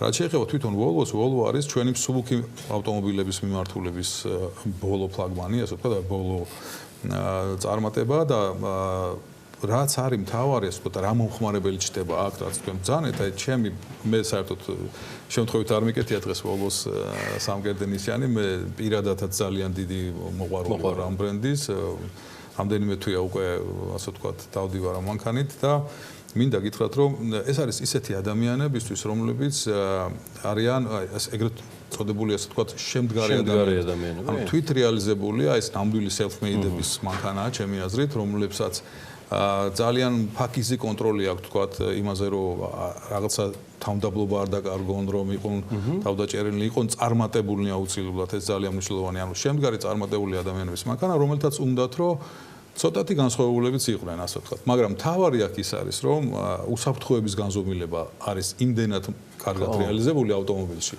ну ეს განცდა არ გტოვებს არასდროს, ასე ვთქვათ. ანუ ავტომობილი ზრუნავს შენზე. ანუ როცა დადიხარ Volvo-თან, გრძნობ, რომ ძალიან დაცული ხარ და ეს არის ისეთი ადგილი, სადაც შენ თავისუფლად შენს ოჯახს ამგზავრებ. ანუ ყოველგვარი ზედმეტი, ასე ვთქვათ, ღელვის გარეშე, იმიტომ რომ ძალიან რთულია, რომ რამე მოგივიდეს იმდენად ცოცხალ კონტაქტშია და მეტალურად. ჩემ ბავშვობაში Volvo-სთან დაკავშირებით, სანამ ეხა პატონი ავტო მოყვებოდა ესეთ დეტალებს, რომელიც მეც კი არ ვიცოდი ბრენდთან დაკავშირებით, იყო ერთადერთი აღქმა. Volvo იყო ყველაზე უსაფრთხო ავტომობილი. აი ამით იწყებოდა და სრულდებოდა რა, მაგრამ ეს ტვინში ჩაიბეჭდა, დაილექა. ფაქტია, რომ პოზიციონერება ამ ნაწილშიც დარჩა და ეს ასევე ერთ-ერთია, მაგრამ მე მაინც მაინტერესებს ამ ბრენდის სამომავლო გეგმები ასევე საქართველოში, რომელიც უკვე ესე გააქტიურდა. რა თქმა უნდა, დიდი მადლობა მოწვევისთვის კიდევ ერთხელ მოგესალმებით. სწორი ბრძანეთ 1927 წლიდან, როდესაც ეს ბრენდი დაარსდა, მისი მთავარი ბირთვი იყო უსაფრთხოება და ადამიანის უსაფრთხოებაზე ზრუნვა, რა თქმა უნდა. სწორედ ამის ძალიან კარგი დამადასტურებელი არის, რომ პირველად სამწერტილიანი ხოვედი სწორედ Volvo-s ინჟინერმა გამოიგონეს. და დაახლოებით მილიონზე მეტი სიცოცხლე არის გადარჩენილი უკვე სწორედ ამ გამოგონების მეშვეობით. რომელიც მისცა სხვა კომპანიებსაც. რა თქმა უნდა, რომელიც პატენტის და სწორედ უსასყიდლოდ გადასცეს ყველა სხვა კომპანიას და ნებისმიერ ავტომობილში დღეს თქვენ ამ სამწერლოვანი ღვედით სარგებლობთ. რაც შეეხება მის მომავალს, Volvo-s უნავს არა მარტო ადამიანის უსაფრთხოებაზე, არამედ გარემოზეც და სწორედ ამიტომ მის გეგმებში შედის, რომ 2025 წლისთვის ყველა მის წარმოებული ავტომობილის 50% იყოს სრულად ელექტრო, რაც რა თქმა უნდა ძალიან დადებით ზემოქმედებას გამოიწვევს მთელ პლანეტას და ჩვენს გარემოზე. ასევე როგორც თქვენ ბრძანეთ, რა თქმა უნდა, მთავარი ბირთვი Volvo-ს არის უსაფრთხოება, მაგრამ ამასთან ერთად ბოლო წლებში მათ განავითარეს ბევრი სხვა მიმართულებაც, როგორც არის კომფორტი, დიზაინი, ტექნოლოგიების შიგნით და დღეს მერწმუნეთ, რომ Volvo-s, როდესაც ქალაქში ხედავთ, ერთ-ერთი ისეთი მოდელია, რომელსაც თვალს აყოლებს და გამორჩეული არის. საქართველოს მიდგომა გქონდა, რომ არის საქართველოს გზებისთვის ქართული მომხმარებლისათვის გამოსადეგი მანქანა და არის ისეთი მანქანები, რომლებიც თქვა, აი, შეიძლება მხოლოდ ფუფუნების საგანი იყოს, სხვადასხვა ტიპის ადამიანისათვის. აი, Volvo შემთხვევაში არის ქართველებისათვის Volvo მანქანა. და იქიდან გამომდინარე, რომ ჩვენ არაერთი თვე და წელი მუშაობდით ამ ბრენდთან შემოყვანაზე და დამტკიცებაზე, რომ საქართველოს მართლა არის ვოლოს მისაღები რეგიონი, მათ ჩაატარეს კვლევები, შეისწავლეს ჩვენი ბაზარი, როგორც გზების მდგომარეობა, ასევე საწვავის მდგომარეობა და სწორედ ამიტომ საქართველოს და ჩვენ რეგიონზე მაქსიმალურად მორგებული მანქანები შემოგვთავაზეს და ჩვენც სწორედ ასეთ ავტომობილებს ვთავაზობთ ჩვენს მომხმარებლებს. თქვენ ელექტროავტომობილები ახსენეთ, რომ რაღაცა კონკრეტულ დრომდე უნდა მიაღწიონ ნახევარს, მაგრამ დღეს რას გთავაზობთ? ანუ რა რაოდენობის თქვა რა ტიპის მანქანები არის, ანუ მათ შორის არის თუ არა უკვე ელექტრო მანქანები Volvo-სგან საქართველოში ხელმისაწვდომი? დღესდღეობით ჩვენ ვთავაზობთ როგორც ბენზინზე მომუშავე, ასევე plug-in hybrid ავტომობილებს. Plug-in hybrid-ის ავტომობილები არის ჩვეულებრივი ჰიბრიდი დამატებული ელექტროსატენი, რითაც შეგიძლიათ 50 კილომეტრამდე დაფაროთ სრულად ელექტრო ძრავის გამოყენებით, შემდეგ ჩვეულებრივი ჰიბრიდ ავტომობილად გადაიქცევა, ესე რომ ვთქვათ. ხოლო რაც შეეხება ელექტროავტომობილს, მომავალი წლის ბოლოდან ჩვენ უკვე შევთავაზებთ ჩვენ მომხმარებლებს ახალ Volvo XC40 სრულად ელექტროავტომობილს, ხოლო ყოველი შემდეგი წელი იქნება Volvo-ისთვის ახალი ელექტროავტომობილის შეთავაზების და გამოშვების წელი და რა თქმა უნდა ეს ავტომობილები შეთავაზებული 20-20-ის ბოლოდან დაწყებული ყოველი შემდეგი წელი 2021-ში XC60, 2022-ში XC80. და ესე ყოველწლიურად გაგა? დიახ და ყოველ წელს ახალ ელექტროავტომობილს შევთავაზებთ ჩვენს მომხმარებლებს. ჩვენი უკანასკნელი ჩვენი ბოლო ფლაგმანია, ბოლო წარმატება Volvo-s სახითო, მე დარწმუნებული ვარ, რომ არა უკანასკნელი. რა თქმა უნდა. წარმოუდგენელი.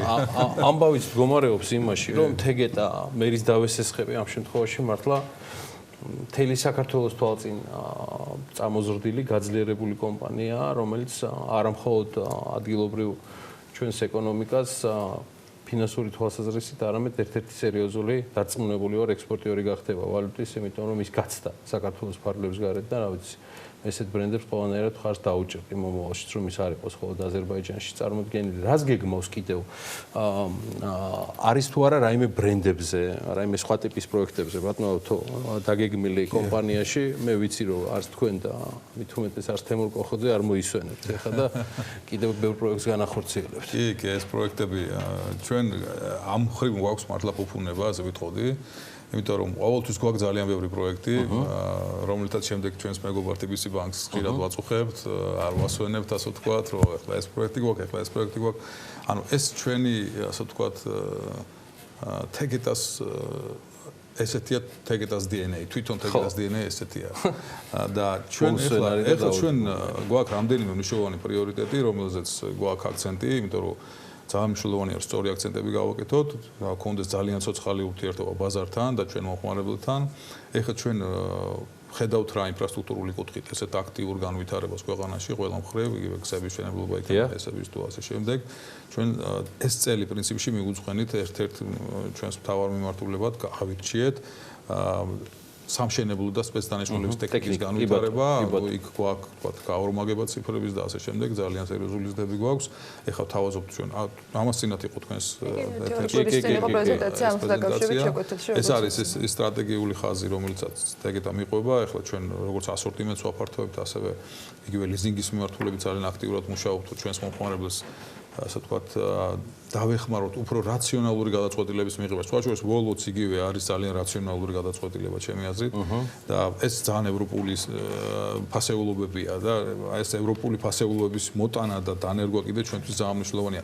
დაუბრუნდები ტექნიკის მიმართულებას, ანუ თქვენ ახსენეთ ანა ზეგან რომ 10-ზე მეტი წლის არის, 10-ზეც და 15 წელზეც მეტი წლის არის 80-90% ჩვენი პარკის და ამ პარკის ჩანაცვლება არის აუცილებელი იმისთვის, რომ ეფექტიანად განვახორციელოთ ეს სამშენებლო პროექტი იქნება თუ პირადი მოხმარება იქნება. ხო, ამიტომ ლიზინგის და ამ ინსტრუმენტების განვითარება ძალიან მნიშვნელოვანია და ამაზე ჩვენ ხა აქტიურად მუშაობთ, რომ ისეთი პროდუქტი მივცეთ მომხმარებელს, რომელიც თამამად მიიღებს გადაწყვეტილებას ახალი ტექნიკის შეძენას და ფინანსურად მიზიდველი იქნება. აკეთ, იმიტომ რომ აქ საუბარი არის ლიზინგზე, დაზღვევაზე, თვითონ TBC-ის ჩართულობაზე თქვენთან მიმართები და ეს ყველაფერი მიდის აი ეს ორმხრივ ურთიერთობა მესამე ადამიანთან, ვინც შეიძლება გახდეს გახდეს ახალი პროდუქტის მფლობელი. აი ეს ერთიანი პაკეტი თქვენთვის და TBC-თვის რამდენად ქმნის ერთიან, თქვათ, გარანტიას იმისას, რომ პოტენციური ამ შემთხვევაში Volvo-ს მფლობელი იყოს სრულად დაცული და თქვენ ვახსენეთ, რომ ეს არის რაციონალური გადაწყვეტილება, ეს არის პრაქტიკაზე დაფუძნებული. აი ეს პაკეტი როგორ შეიქმნა, როდესაც ყველაფერი ერთში მოიქცა, ანუ ერთ ადგილას მისული ადამიანი იღებს ყველაფერს ფაქტობრივად. ისეთ აი ყველა ჩვენი როლები გვაქვს განაწილებული და ეს ქმნის შემდეგ წარმატებულ პროდუქტებს, ხო? ანუ ჩვენ ვიცით ჩვენი მხარე, ანუ ტექნიკის და ავტოტრანსპორტის მხარე, ხო? ბანკი არის პროფესიონალი ფინანსების მოზიდვაში და ასე ვთქვათ, ეფექტიანი პროექტების, სწორი პროექტების დაფინანსებაში. ჩვენ ორივესთვის ჩვენთვის მნიშვნელოვანია მომხმარებელი, ნომერ პირველი ჩვენთვის ყოველთვის არის მომხმარებელი.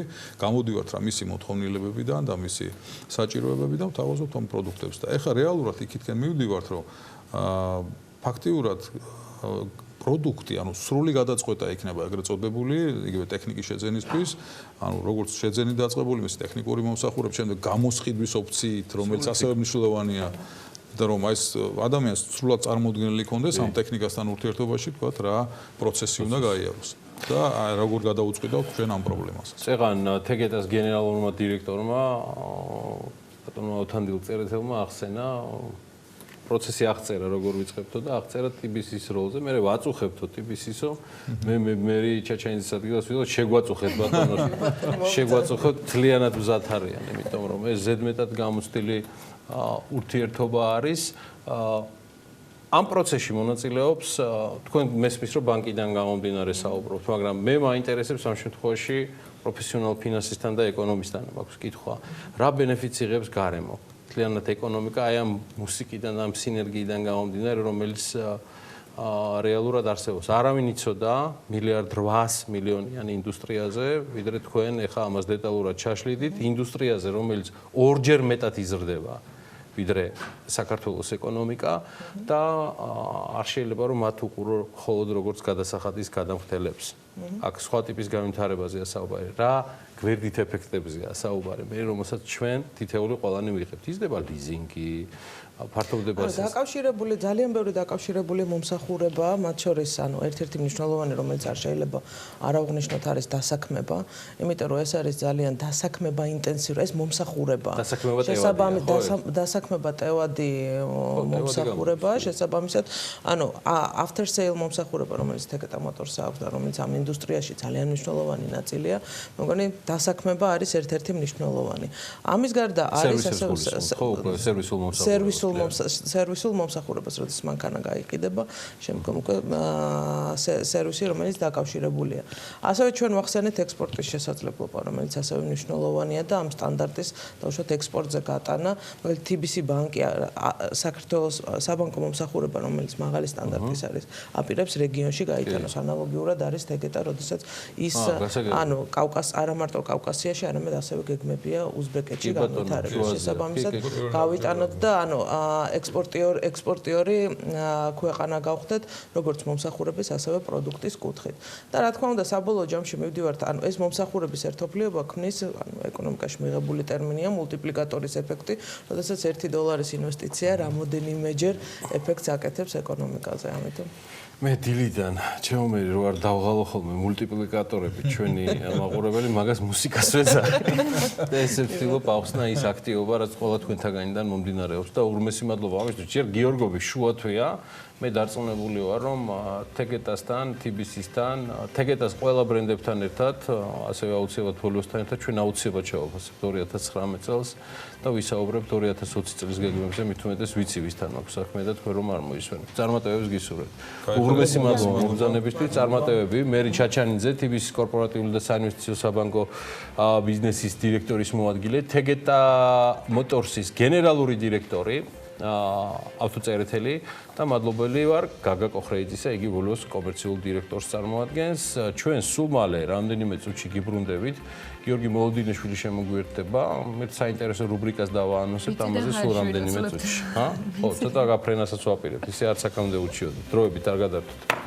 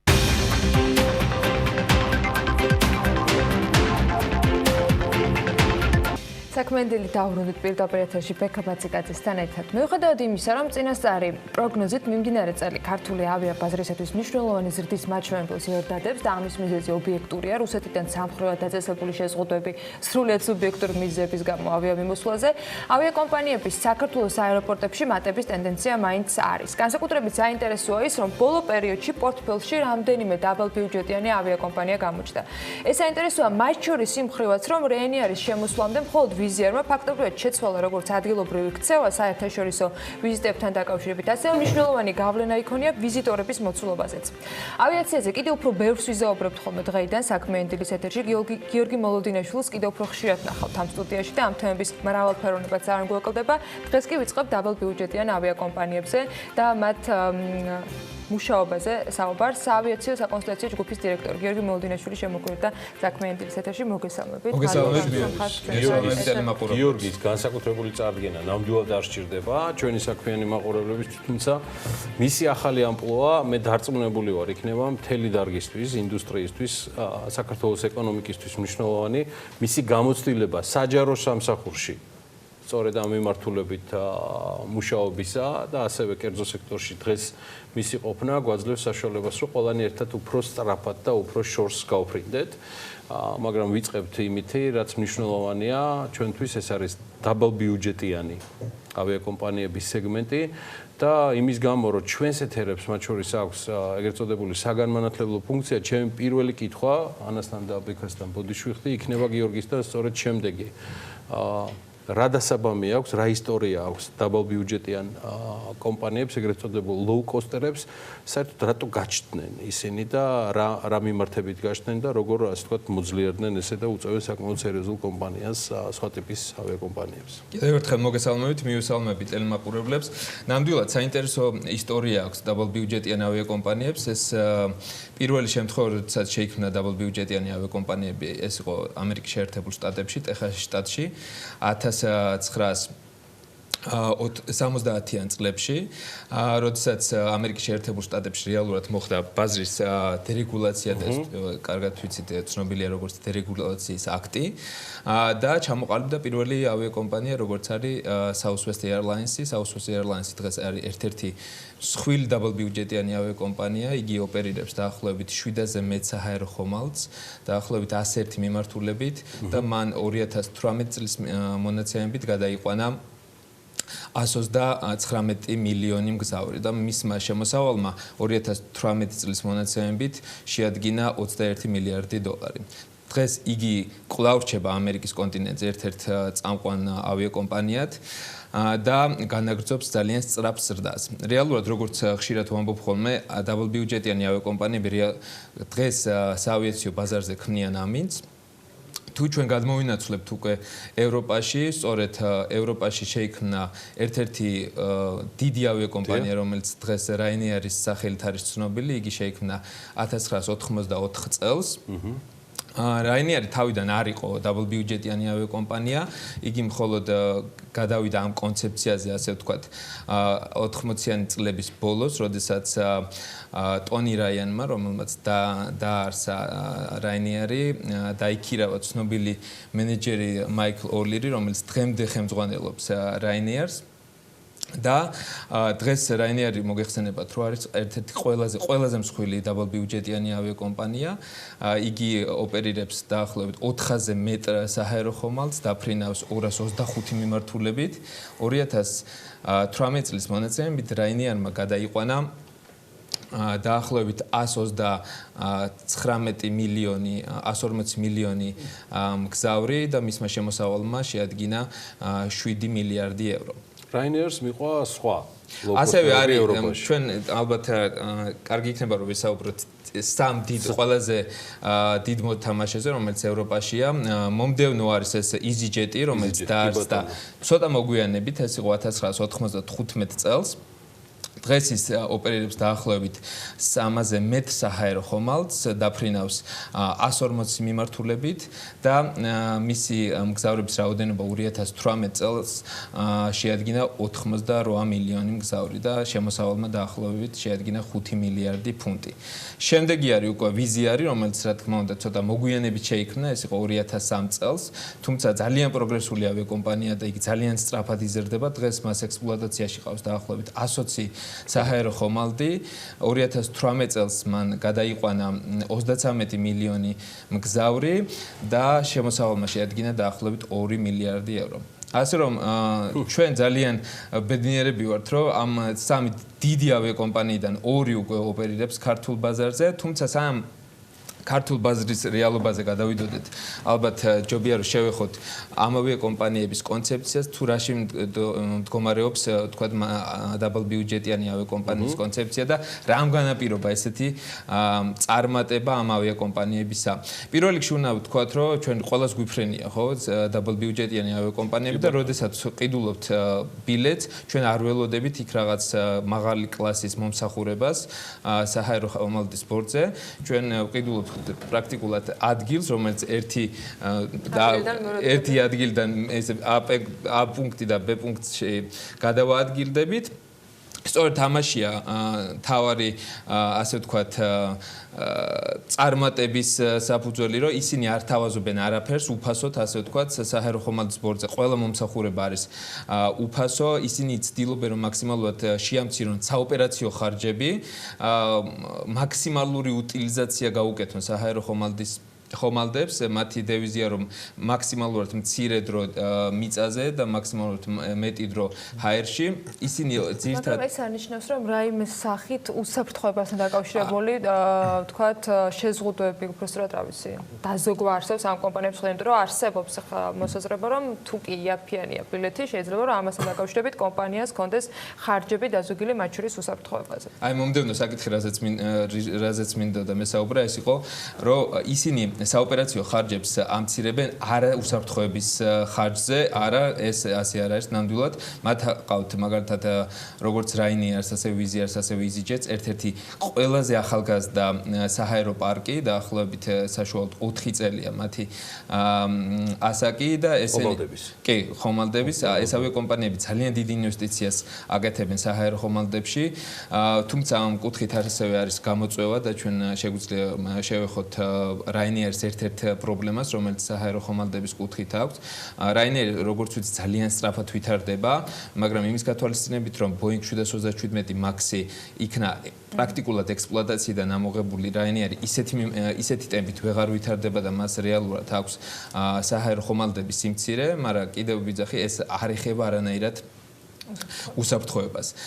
მომდევნო ერთ-ერთი კომპონენტი რაც არის, ყველა ავიაკომპანია ჩამოთვლიდან ოპერირებს მხოლოდ ერთი ტიპის საჰაერო ხომალდით, იმიტომ რომ სხვადასხვა ტიპის საჰაერო ხომალდები სხვადასხვა კომპონენტის კუთხით, რა თქმა უნდა, საოპერაციო ხარჯებს და ასევე საინვესტიციო კუთხით საკმაოდ ძვირი ჭდება. მათ ისინი ცდილობენ რომ გაყიდვები აწარმოონ მხოლოდ ინტერნეტის მეშვეობით და ცდილობენ რომ ეს ხარჯი შეამცირონ. და ისინი დაფრინავენ, რაც მთავარი მხოლოდ point to point, ანუ პირდაპირ მიმართულებით, მათ არ დაყავთ არანაირი ტრანზიტული მგზავრები. შესაბამისად, ეს კომპონენტი, ეს რომელიც ერთ დაბალ ბიუჯეტიანი ავიაკომპანიის კონცეფციაში ჯდება, განაპირობებს სწორედ მათ წარმატებას. რა განაპირობებს მათ წარმატებას იმ ნაწილში, რომ მათ ყავთ ბევრი მგზავრი, ანუ ერთია თქვათ იაფი ბილეთი, მეორე ანუ არის თუ არ აქვს მნიშვნელოვანი ის რომ მათ პირდაპირ რეისები აქვთ მათ შორის და ანუ სანდოობა როგორ მოიპოვეს ამ ავიაკომპანიამ მგზავრებში. რა თქმა უნდა, ეს ერთ დღეში არ მომხდარა, როგორც ვთქვით, 70-იანი წლებიდან დაწყებული ეს მოდელი იქმნებოდა, იხვეწებოდა. როგორც ვთქვი, Ryanair მაგალითად საერთოდ არ იყო დაბალ ბიუჯეტიანი ავიაკომპანია, ის მხოლოდ დაბალ ბიუჯეტიან კონცეფციაზე გადავიდა 80-იანი წლების ბოლოს. მათი გათვლა რომ მაქსიმალური რაოდენობის მგზავრები გადაიყვანონ, მაქსიმალური რაოდენობის მიმართულებით იფრინონ. ეხლა მოგეხსენებათ 225 მიმართულებით დაფრინავს მაგალითად Ryanair-ი და 100-ზე ნაკლები მიმართულებით არც ერთი ავიაკომპანია არ დაფრინავს აქედან. ამიტომ მაღალი უტილიზაცია, დაბალი ფასები, მინიმალური საოპერაციო ხარჯები განაპირობებს იმას, რომ მათ აქვთ რეალური შემოსავალი, რომელიც კოლოსალური თანხებია, ხო? და ამიტომ შესაბამისად ქმნიან ამ ძალიან წარმატებულ პროდუქტს და წარმატებულ კონცეფციას. დაბალ ბიუჯეტიან ავიაკომპანიებშიც არის სხვაობა. ძალიან დაბალი ფასის მქონე ბილეთების გააყიდვის, თქვა, შესაძლებლობის მქონე კომპანიები და სხვა ავიაკომპანიებთან შედარებით დაბალი ფასის, მაგრამ არც ისე დაბალი ფასის ბილეთების შეთავაზების, თქვა, შესაძლებლობის მქონე კომპანიები. რა განასხვავებს ამას? ეს დამოკიდებულია სწორედ იმ რაოდენობაზე, რომელსაც კომპანია ფარავს ფრენების რაოდენობით? იცით რა, თვითონ დაბალ ბიუჯეტიან ავიაკომპანიებშიც არის სხვადასხვა მოდელები. არის მაგალითად ულტრა low cost-ი, რომელსაც ეძახიან, არის low cost-ი, არის ჰიბრიდული ვარიანტები, მათ განასხვავებს სხვადასხვა ბიზნეს მოდელები და კონცეფციები. მაგალითად არის ავიაკომპანიები, რომელიც არ დაფრინავენ ძირითად აეროპორტებში, არის ავიაკომპანიები, რომელიც დაფრინავენ ძირითად აეროპორტებში და რატო არ დაფრინავენ, თქვათ, ძირითად აეროპორტებში, ხო? ფასის გამო, იმიტომ რომ ძირითადი აეროპორტები, მაგალითად დედაქალაქში არის შედარებით ძვირი და სხვა პატარა ქალაქებში არის შედარებით იაფი. ამიტომ, როგორც თქვით, არის cost sensitive-ები არიან ისინი ძალიან. ან ძალიან უფრთხილდებიან ისინი საოპერაციო დანახარჯებს და ისინი მაქსიმალურად ცდილობენ, რომ ბენეფიტი მიიღონ ყველა მოქმედებიდან და ყველა აქტიურობიდან თავის ბიზნეს მოდელის ფარგლებში. შესაბამისად, მაგალითად არიან ავიაკომპანიები, ესე ვთქვათ, დაბალ ბიუჯეტიანი, ჰიბრიდული ტიპის დაბალ ბიუჯეტიანი ავიაკომპანიები, რომელიც ასევე საჰაერო ტვირთებსაც გადაზიდავენ, ხო? გარდა იმისა, ჩვენ ვიცით, რომ ავიაკომპანიები როგორც გადააქვთ მგზავრების ბარგი, ასევე მათ დააქვთ საჰაერო ტვირთიც. თუმცა ძირითადი ავიაკომპანიები, რომელზეც ჩვენ საუბრობთ დღეს, მათ არ გადააქვთ არანაირი ტვირთი, ისინი ასევე უფრთხილდებიან თითოეულ დახარჯულ საავიაციო საწვავს, ამიტომ საბოლოო ჯამში ამ ყველა ეკონომიით იღებენ ისინი ძალიან დიდ შედეგს და ესეთ შემოსავლები ამიტომაც აქვთ. ჩვენ რა ტიპის დაბალ ბიუჯეტიანი ავიაკომპანიები გვყავს? ეს არ არის მხოლოდ ვიზიარი და არ არის მხოლოდ რეინიარი, რომელიც სულ ცოტა ხნის წინ შემოვიდა და პირველი ფრენები რაღაც გასულ კვირას შესრულდა თბილისიდან და ქუთაისიდან. ჩვენ გვყავს სხვა ავიაკომპანიებიც ბაზარზე, რომლებიც ასევე დაბალ ბიუჯეტიანები არიან, მაგრამ 4-ში მსოფლიო ლიდერებში ვერ შედიან. რა ტიპის, თქვათ, შესაძლებლობა არის ჩვენთვის, მომხმარებლებისათვის და საქართველოს ტურიზმის, თქვათ, ინდუსტრიისათვის ასეთი დაბალ ბიუჯეტიანი ავიაკომპანიების ოპერირება? გადაცემის დასაწყისში სწორად აღნიშნეთ, რომ ზოგადად დაბალ ბიუჯეტიანმა ავიაკომპანიებმა შეცვალეს მოგზაურობის ხარისხი, მოგზაურობის კულტურა. მე სხვათა შორის ახლა წერ დისერტაციას სწორედ ამ თემაზე და მინდა რომ უფრო გავშალო და აკადემიურად დავადასტურო თუ როგორ შეიცვალა საერთოდ ეს რეალობა საავიაციო ინდუსტრიაში. რა თქმა უნდა, საქართველოს ბაზარზე მოქმედებენ სხვა დაბალ ბიუჯეტიანი ავიაკომპანიები, მაგალითად როგორც არის Fly Dubai, ეს არის ჰიბრიდული ტიპის დაბალ ბიუჯეტიანი ავიაკომპანია, ასევე არის Pegasus-ი, რომელიც დაფრინავს სტამბულის მიმართულებით, ესეც რაღაც ესეთი ჰიბრიდული ტიპის ავიაკომპანია, თუმცა მათი საფასო პოლიტიკა გარკვეულწილად ჯდება დაბალ ბიუჯეტიანი ავიაკომპანიების კონცეფციაში. სხვათა შორის ერთ-ერთი ბოლო დაბალ ბიუჯეტიანი ავიაკომპანია, რომელიც შეიქმნა რეგიონში, ეს იყო აზერბაიჯანში, რომელიც შემოვიდა, თუ არ ვცდები სახელი Putai Airlines-ი, რომელიც არის აზერბაიჯანის ავიახაზების შვილობილი კომპანია და ისინი აქტიურად ავითარებენ. აქტიურად ავითარებენ ამ კონცეფციასაც და ამ მიმართულებისთვის, იმიტომ რომ რეგიონალური გადაზიდვებისთვის და განსაკუთრებით point to point და მოკლე ხნიანი ფრენებისთვის, როგორც არის მაგალითად 1 საათიდან 2 საათამდე ფრენები, ეს ძალიან საინტერესო და პროდუქტიულია. ეს მაინც რესპონდენტის რანგში იყო, ბოლომდე ვერ შედგა ის ნათლობა, რაც საჭირო იყო სატელევიზიო, თუმცა მას როგორც საავიაციო საკონსულტაციო ჯგუფის დირექტორთან ერთად ყოველთვის წარვადგენთ როგორც BMG-ს გუნდის წევრი და საქმიანი დილის თანაწამყვანი. მადლობა გიორგი მოლოდინაშვილს ჯერჯერობით ისევ სტუმრობისთვის და ეს დეტალური ახსნისთვის ლოუკოსტერების დასაბამისად დღეს არსებული სიტუაცია და სად არის საქართველოს. სულ რამდენიმე წუთში გიორგის მონათხრობს ნახავთ BMG-ზე. მანამდე კი ჩვენ გავიდით კიდევ ერთი ამბავი გვაქვს ჩვენი მაყურებლისათვის შესათავაზებელი. რეგიონული ღონისძიების სტარტაპ გრინდის პარკებში საქართველოს ერთ-ერთი გამორჩეული სპიკერი გლოვოს თანადამფუძნებელი საშა მიქაუტი ესტუმრა, რომელსაც 15 წელზე მეტი ხნის გამოცდილება აქვს ინტერნეტ კომპანიების განვითარებაში. არის რამდენიმე დიჯიტალ ბიზნესის დამფუძნებელი, ხოლო 2015 წელს გლოვოს ჩაუდგა სათავეში და სრულნავს მის ზრდასა და განვითარებაზე. როგორ მოახერხა ანტრეპრენერმა იდეის ბიზნესად გადაქცევა და 4 კონტინენტის 25 ქვეყანაში ოპერირების გაფართოება და რა გეგმები აქვს მას, საქართველოში გლოვოს თანადამფუძნებელს მარიამ ადამი ესაუბრა, ვნახოთ ინტერვიუ. It's the greatest pleasure for me to have an interview with you, so thank you. მადლობა მისტერ საშა, რომ დაგვთანხმდით ინტერვიუზე. პირველ რიგში მინდა გკითხოთ ჩვენი ქვეყნის შესახებ, როგორ მოგწონთ და რატომ გადაწყვეტეთ საქართველოში ოპერირება.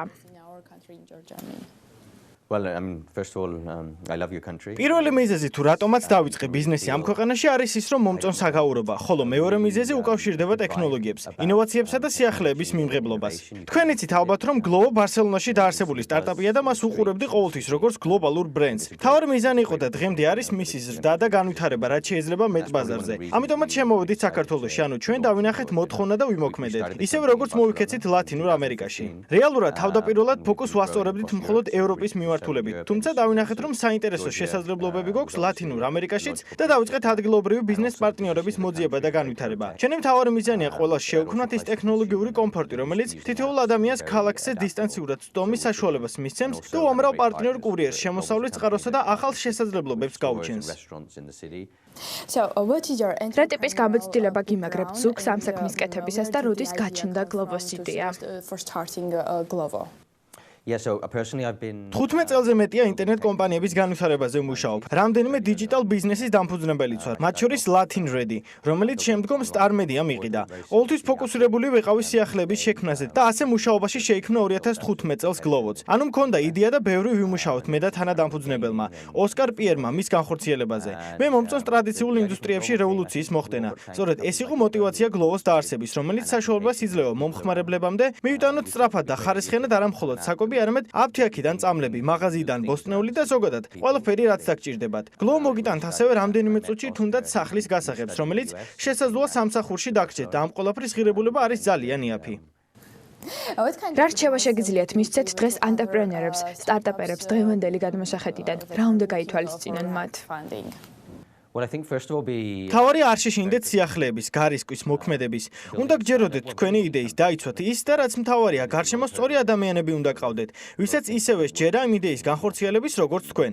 რეალურად მარტო წარმატებას ვერ მიაღწევთ. საჭიროა კარგი თანადამფუძნებელი, კვალიფიციური გუნდი, რომლებიც თავდაუზოგავად იშრომებენ განვითარებაზე და ბიზნესად გადაქცევაზე. დახმარების გარეშე რეალურ წარმატების ისტორიას ვერ შექმნი, რადგან სტარტაპერობა ხანგრძლივი და რთული პროცესის გავლას გულისხმობს, სანამ იდეას რეალურ ბიზნესამდე მიიყვანთ. ასეთია ჩემი წარმატების ფორმულა, რომელმაც დღეს აქამდე მოგვიყვანა და სადაც გუნდი მთავარ აქცენტს ორ მიმართულებაზე ვაკეთებთ. პირველი ეს არის კომპანიის მოგების გაზრდა და მეორე დივერსიფიკაცია ბაზრებზე. რა არის ყველაზე მოთხოვნადი პროდუქტი, რასაც გლოვოს საშუალებით უკვეთავენ მომხმარებლები, როგორც საქართველოში, ასევე მსოფლიოში? გლოვოს მთავარი უპირატესობა არის ის, რომ არაუმეტეს 25 წუთიზე ჩვენ მიგვაქვს ყველგან ყველაფერი. კომპანიების უმეტესობა მიტანის სერვისის მიმართულებით აქცენტს უმეტესად საკვებზე აკეთებს. ჩვენ კი ფოკუსირებული ვართ ყველაფერზე. იქნება ეს ყვავილების თაიგული, სუში, მობილურის დამტენი თუ საკვები. სწრაფად, მარტივად და იაფად მიგვაქვს ყველგან ყველაფერი. ეს არის განსხვავება, რაც კონკურენტ უნარიანს ხვდის ბაზარზე. რაც შეეხება ყველაზე პოპულარულ მიმართულებას, პროცენტულად ყველაზე მეტი შეკვეთა სარესტორნო საკვებზე შემოდის აპლიკაციაში. ადამიანები დღეში სამჯერ სწორედ ამ მიზნით იყენებენ ჩვენს აპლიკაციას. რიგით შემდეგი მოთხოვნა რეიტინგში ბოსტნეული და მედიკამენტებია. რა არის ძირითადი განსხვავება ქვეყნებს შორის? განსხვავდება მომხმარებლები და მათი რაოდენობაც ცხადია, რადგან გლოვოს გაცილებით ხშირად იყენებენ დიდ ინოვაციურ ქალაქებში, სადაც საშუალოდ თვეში 3-ჯერ მაინც იძახებენ მას, რაც იმას ნიშნავს, რომ ინტერესი მზარდია, თუმცა ყველაზე ხშირი მომხმარებლები მაინც მთელს მსოფლიოში მილენიალებთა თაობაა. გლოვო ევროპის, აფრიკის, აზიისა და ლათინური ამერიკის 23-ზე მეტ ქვეყანაშია წარმოდგენილი და მიუხედავად იმისა, რომ ყველაზე ხშირად ყველგან მომხმარებლები საკვებს იძახებენ, ქვეყნებს შორის განსხვავება ამ საკვების სახეობებია და ხშირად ადამიანები ადგილობრივ კერძს ითხოვენ. ისევ საქართველოს რომ დავუბრუნდეთ, როგორ აფასებთ ბიზნეს გარემოსა და სტარტაპ ეკოსისტემას ქვეყანაში? ვიზიტის ფარგლებში ბევრ ადამიანს შეხვდი და რეალურად იგრძნობა მზარდი ინტერესი ტექნოლოგიების მიმართულებით. აქ არის თავმოყრილი ცოდნა, ამიტომ მომწონს აქ ბიზნესის კეთება და ვფიქრობ, დიდი ყვითელი გლოვოს ჩანთაც უკვე ქალაქის ნაწილი გახდა. ანუ ჩვენ აღარ ვართ მხოლოდ ტექნოლოგიური კომპანია, რომელიც საქართველოში ოპერირებს. ჩვენ ამ ქვეყნის ეკოსისტემის ნაწილი გავხდით. როგორ ფიქრობთ, საქართველოს ბაზარი რამდენად კონკურენტუნარიანია? ფიქრობ, მიუხედავად იმისა, რომ პატარა, მაინც ძალიან საინტერესო სპეციფიკური სეგმენტია და ცხადია კონკურენტუნარიანიც. ახალგაზრდებმა ძალიან კარგად იციან თანამედროვე სამყაროში აპლიკაციების მნიშვნელობა და აუცილებლობა და ამ შესაძლებლობას ძალიან კარგად იყენებენ. იმარტივებენ ცხოვრებას, მათი გამოყენებით პრობლემებს აგვარებენ და დარწმუნებული ვარ, ტექნოლოგიების მიმართულებით ეს ქვეყანა თავის სათქმელსაც იყვის მომავალში. როგორია თქვენი გეგმები სამომავლოდ როგორც საქართველოში, ასევე მსოფლიოში? დღეს საქართველოში 4 ქალაქში ვოპერირებ და არ გამოვრიცხავთ სამომავლოდ კიდევ გაზრდას რაოდენობის. თუმცა დღეს ჩვენი მთავარი მიზანია მიტანისთვის საჭიროდ, რომ კიდევ უფრო შევამციროთ, დავხვეწოთ აპლიკაცია და გავიზარდოთ. რაც შეეხება მსოფლიოს გეგმებში რამდენიმე ქვეყნის დამატება განიხილება, თუმცა მომდევნო წლებში გამოდის, რომ ჩვენ ხარისხზე ვაკეთებთ აქცენტს და არა რაოდენობაზე. ვზრუნოთ აპლიკაციის დახვეწა გაუმჯობესებაზე და შემდეგ მის გავრცელებაზე. მგონი ბიზნესი ასე ბევრად მომგებიანი გახდება. რამდენად მარტივია საქართველოში ბიზნესის კეთება? კარგი ბიზნეს გარემოა და ამას ის წარმატებული რიცხვებით ადასტურებს, რაც გლოვოს ანგარიშზეა. მინდა გითხრათ, რომ საქართველო არის გამორჩეული ქვეყანა ზრდის თვალსაზრისით. ასეთი სწრაფი ზრდა ცოტა ქვეყანაში თუ გვინახავს. მოთხოვნა აქ თვიდან თვემდე მატულობს და ეს რა თქმა უნდა ხელსაყრელი ბიზნეს გარემოს, ნაკლები ბიუროკრატიისა და საინტერესო სტარტაპ ეკოსისტემის შედეგია.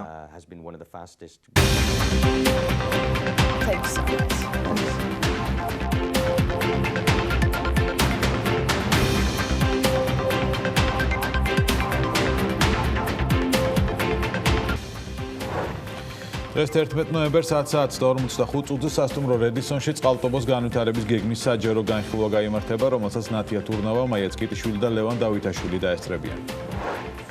საქართველოს სარეზერვო აქტივები ოქტომბერში შემცირდა საქართველოს ეროვნული ბანკის მონაცემით 31 ოქტომბრის მდგომარეობით რეზერვებმა 3 მილიარდ 386 მილიონი დოლარი შეადგინა, ეს კი 215 მილიონ 700 დოლარით ნაკლებია წინა თვესთან შედარებით. ჩირინა სოსისის წარმოების დაწყებას გეგმავს მომავალი წლიდან კომპანია ჩირინა 25,000 ტონა ქათმის წარმოება შეძლებს. საწარმოო მოცულობის ზრდის საშუალება 2020 წლის მარტიდან ჩდება, როცა ქათმის ფერმის მშენებლობა დასრულდება და მზა ინფრასტრუქტურა სრულად დაიჭირდება. კომპანია სილკნეტის საკუთრებისა და საავტორო უფლებებთან დაკავშირებით განცხადებას ავრცელებს. სილკნეტის ცნობით, კომპანია არალეგალური ფილმების წინააღმდეგ კამპანიას იწყებს და ამ მიზნით უკვე მიმართა საქართველოს კომუნიკაციების ეროვნულ კომისიას რეაგირებისთვის. Welcome to Georgia ტურიზმის ეროვნული დაჯილდოების 2019 წლის ფინალისტები და გამარჯვებულები ცნობილია. გამარჯვებულები კი 2019 წლის 6 დეკემბრის დაჯილდოების ცერემონიალზე დასახელდებიან. თბილისში რეგიონის ყველაზე მასშტაბური სტარტაპ ღონისძიება სტარტაპ გრინდი თბილისი დასრულდა. სტარტაპ გრინდ ევროპაზია კონექტის, რომელიც საქართველოს ბანკისა და საქართველოს ინოვაციების და ტექნოლოგიების სააგენტოსთან პარტნიორობით გაიმართა, 1500-ზე მეტი მონაწილე დაესწრო.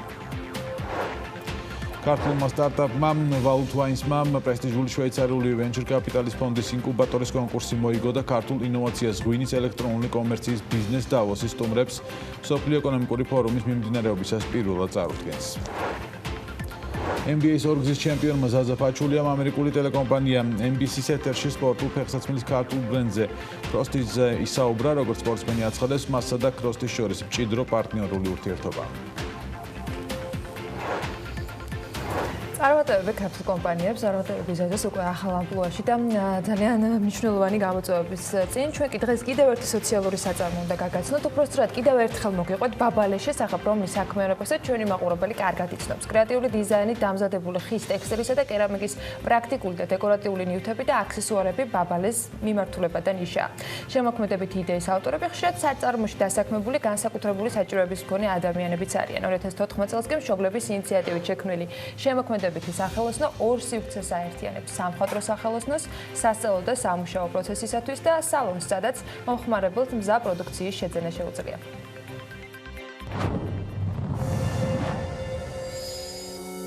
სოციალური საწარმო ბაბალე უკვე არსებობის 4 წელს ითვლის, სწორედ ამ წლის ოქტომბერში უსრულდება 4 წელი. თავიდან არსებობდა როგორც პროექტის სახით და დღეს ბაბალე არის საქართველოს დაუნის სინდრომის ასოციაციის საწარმო, სადაც მუშაობენ ინტელექტუალური დარღვევის მქონე და დაუნის სინდრომის მქონე ადამიანები და სწორედ საწარმოს მისია ეს არის, რომ ხელი შეუწყოს ამ ადამიანებს დამოუკიდებელი ცხოვრებაში. მოგეხსენებათ, რომ ყველა მშობლის ფიქრი არის თავისი შვილის მომავალი, როგორი იქნება და მით უმეტეს ჩვენი შვილების მომავალი საკმაოდ ბუნდოვანია საქართველოში და ამიტომ მშობლებმა გადავწყვიტეთ, რომ სანამ სახელმწიფო დაიწყებს ამაზე ფიქრს, ჩვენ თავად გადავჭრათ ეს პრობლემა და სწორედ სოციალური მეწარმეობა აღმოჩნდა გზა ჩვენი შვილების დამოუკიდებლობისაკენ. ბაბალეში დასაქმებულია 12 ადამიანი, მათ შორის 4 შეზღუდული შესაძლებლობის მქონე ახალგაზრდა. ჩვენთან მზადდება ხის, ტექსტილისა და თიხის ხელნაკეთის სუვენირები. აქ ადგილზე ხდება მოხატვა, დამზადება. ჩვენთან ვინც მოვა, თქვათ, სუვენირის აყიდვად, შეუძლია სამუშაო პროცესაც დაესწროს და ნახოს, როგორ მზადდება, რა ენერგეტიკა იდება თითოეული ნივთის შექმნის პროცესში. ბაბალე ჩემთვის არის სახლი, ოჯახი, სიმყუდროვე, პოზიტიური გარემო, ბევრი ფერი, პოზიტიური ადამიანები და ურთიერთობები. ჩვენთან ყოველთვის თბილა, ეგეთი შეგრძნება მაქვს და სახლზე მეტ დროს ბაბალეში ვატარებ და ბაბალეს ვუთმობ. ბაბალე ჩემთვის რაღაც პერსონიფიცირდება და სულ მგონია, რომ არის ადამიანი, პატარა გოგონა, ესე ხედავ ბაბალეს და ყოველთვის მინდა, რომ ეს ბაბალე ნამდვილად იქცეს პერსონაჟად და სწორედ ასე ვხედავ მე ბაბალეს და დარწმუნებული ვარ, რომ ის თავის სიტყვას იტყვის და იმ მისიას შეასრულებს, რომელიც მას დავაკისრეთ.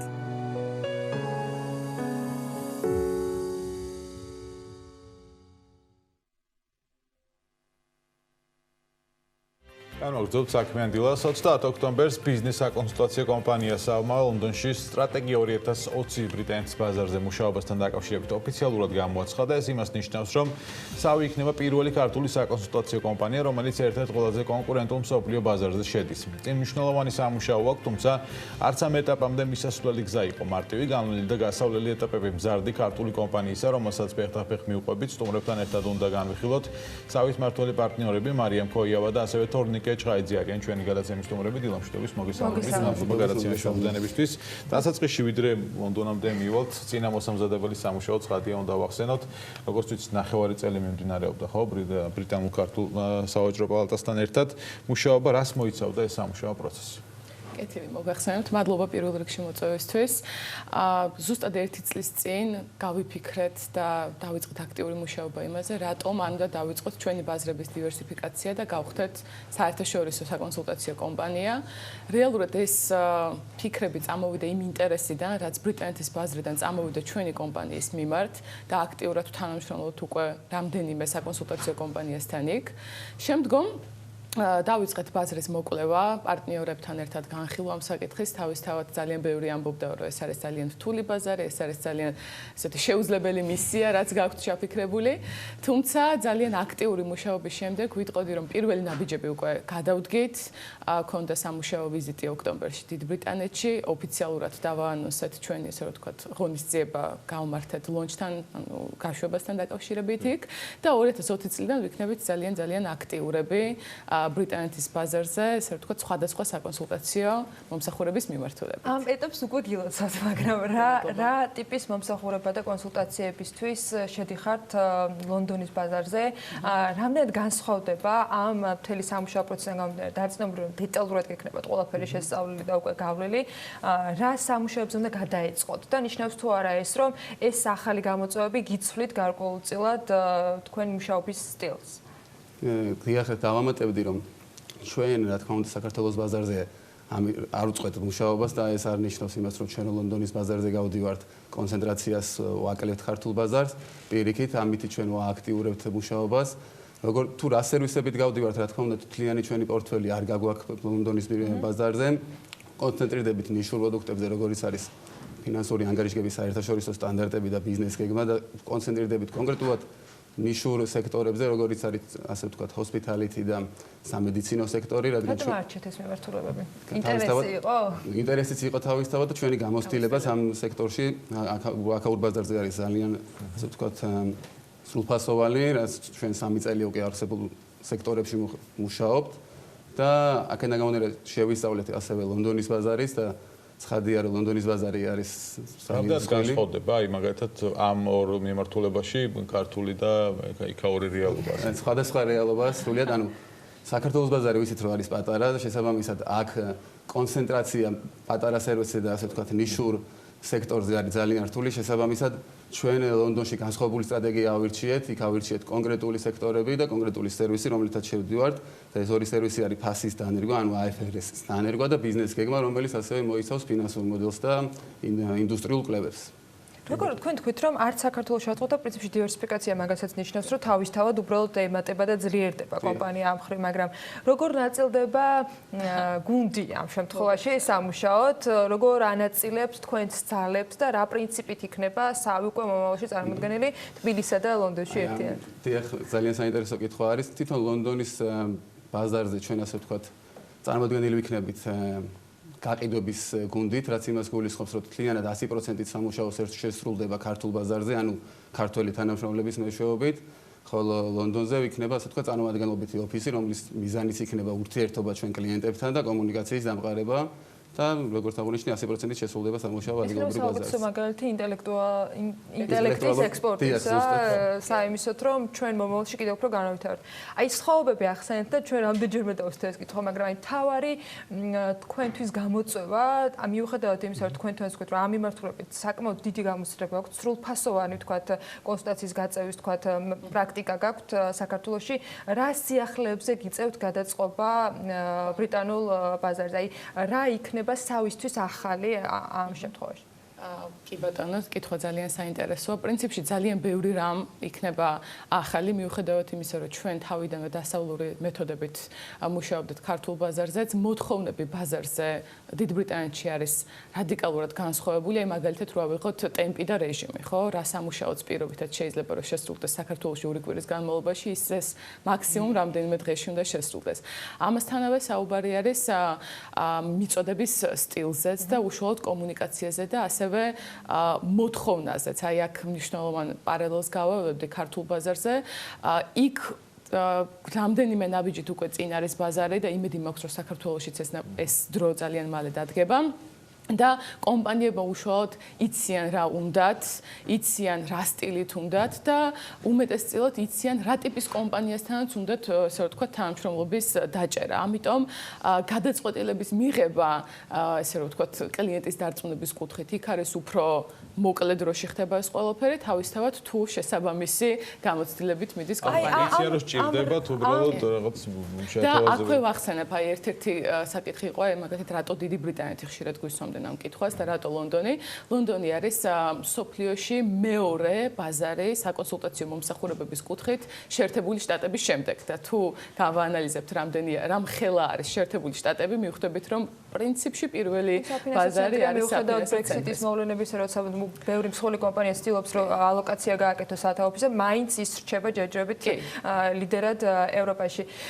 თქვენ თქვით რომ ბაზარი გაჯერებულია, ბაზარს მithumetes ბრიტანულს აქვს თავისი ტრადიციები, ჩვევები, კომპანიების მხრიდან არ არის მხოლოდ ბრიტანეთი რაღაცა კონსერვატული გადმოსახედა, როგორც ჩვენ უყურებთ ხოლმე, მათ შორის ბიზნეს აქვს თავისი ჩვევები. აი ამ ბაზარზე შესვლა თქვენთვის ვინ შეიძლება გახდეს გზამკვლევი, როგორც ვთქვი, ყავთ პარტნიორები, ვინ არიან ის მომავალი სამიზნე, ვთქვათ, პარტნიორები, ვისთან შეიძლება მუშაობა დაიწყოთ. რა ეტაპი არის ამ ხრივ გავლილი სავის მხრიდან? მოგახსენებთ, პირველ რიგში ჩვენ ამ ვიზიტის ფარგლებში არ ქონდა მიზნად დასახული, რომ ჩვენს პოტენციურ კლიენტებს შევხვედროდით, იმიტომ რომ ზუსტად ეს ვიზიტი გვინდოდა გამოგვეყენებინა პარტნიორებთან ურთიერთობების დამყარებაში, ბაზრის კიდევ ერთხელ მოთელვაში, იმიტომ რომ აქედან შეიძლება გარკვეული საკითხები სულ სხვანაირად ჩანდეს და პრინციპში ესეც იყო, ანუ გაცილებით საინტერესო და უფრო ნიშური და უფრო ისეთი მიმზიდველი პროექტები გამოიკვეთა იქ ადგილზე.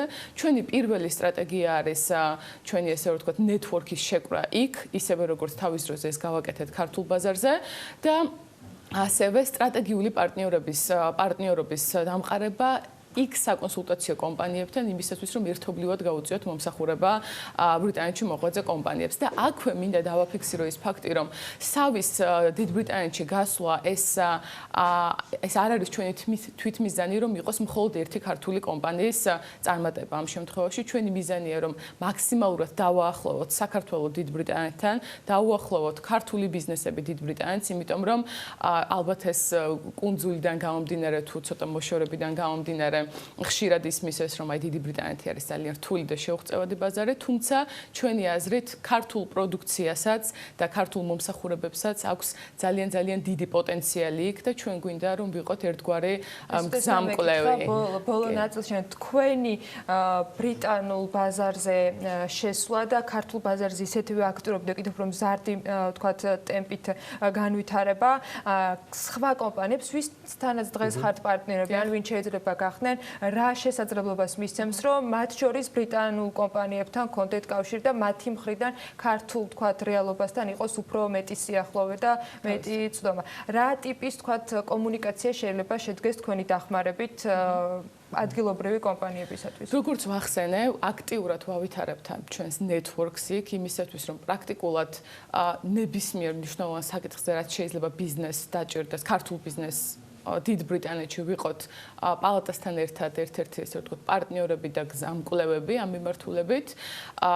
აქცენტს გავაკეთებდი პროდუქციის მწარმოებლებზე და ძალიან დიდი სიამოვნებით სავი იმუშავებდა ღვინის მწარმოებელ კომპანიებთან, ნატურალური წვენების მწარმოებელ კომპანიებთან იმისათვის, რომ ქართული პროდუქცია კიდევ უფრო მეტი რაოდენობით გავიტანოთ დიდი ბრიტანეთის ბაზარზე და ამასთანავე ჩვენ აქტიურად გვინდა ვიმუშაოთ ინვესტიციების მიმართულებით და ვიცით, რომ ეს არის დღეს ერთ-ერთი ისეთი აქტუალური და ცხელი თემატიკა ჩვენი რეალობისთვის, იმიტომ რომ პრობლემურიც გეთანხმებით და გვინდა რომ ვიყოთ ესე ვთქვათ ორმხრივად დიდი ბრიტანეთიდან დაინტერესებული ინვესტორები ჩამოვიყვანოთ საქართველოში და ამავდროულად ქართველი ინვესტორები, რომლებსაც ჩვენსავით უნდა დივერსიფიკაცია სხვა ბაზრებზე დავაინტერესოთ გარკვეული ბრიტანული პროექტებით. მაგალითად, უკვე აქტიურად მიმდინარეობს მოლაპარაკება ერთ-ერთ საკონსულტაციო კომპანიასთან, რომელიც ფილმთან დაკავშირებით მუშაობს ძალიან აქტიურად ფილმის გადაღებასთან სხვა ქვეყნებში და ეს ზუსტად გვაქვს კომუნიკაცია იმისათვის, რომ ვაჩვენოთ რა ტიპის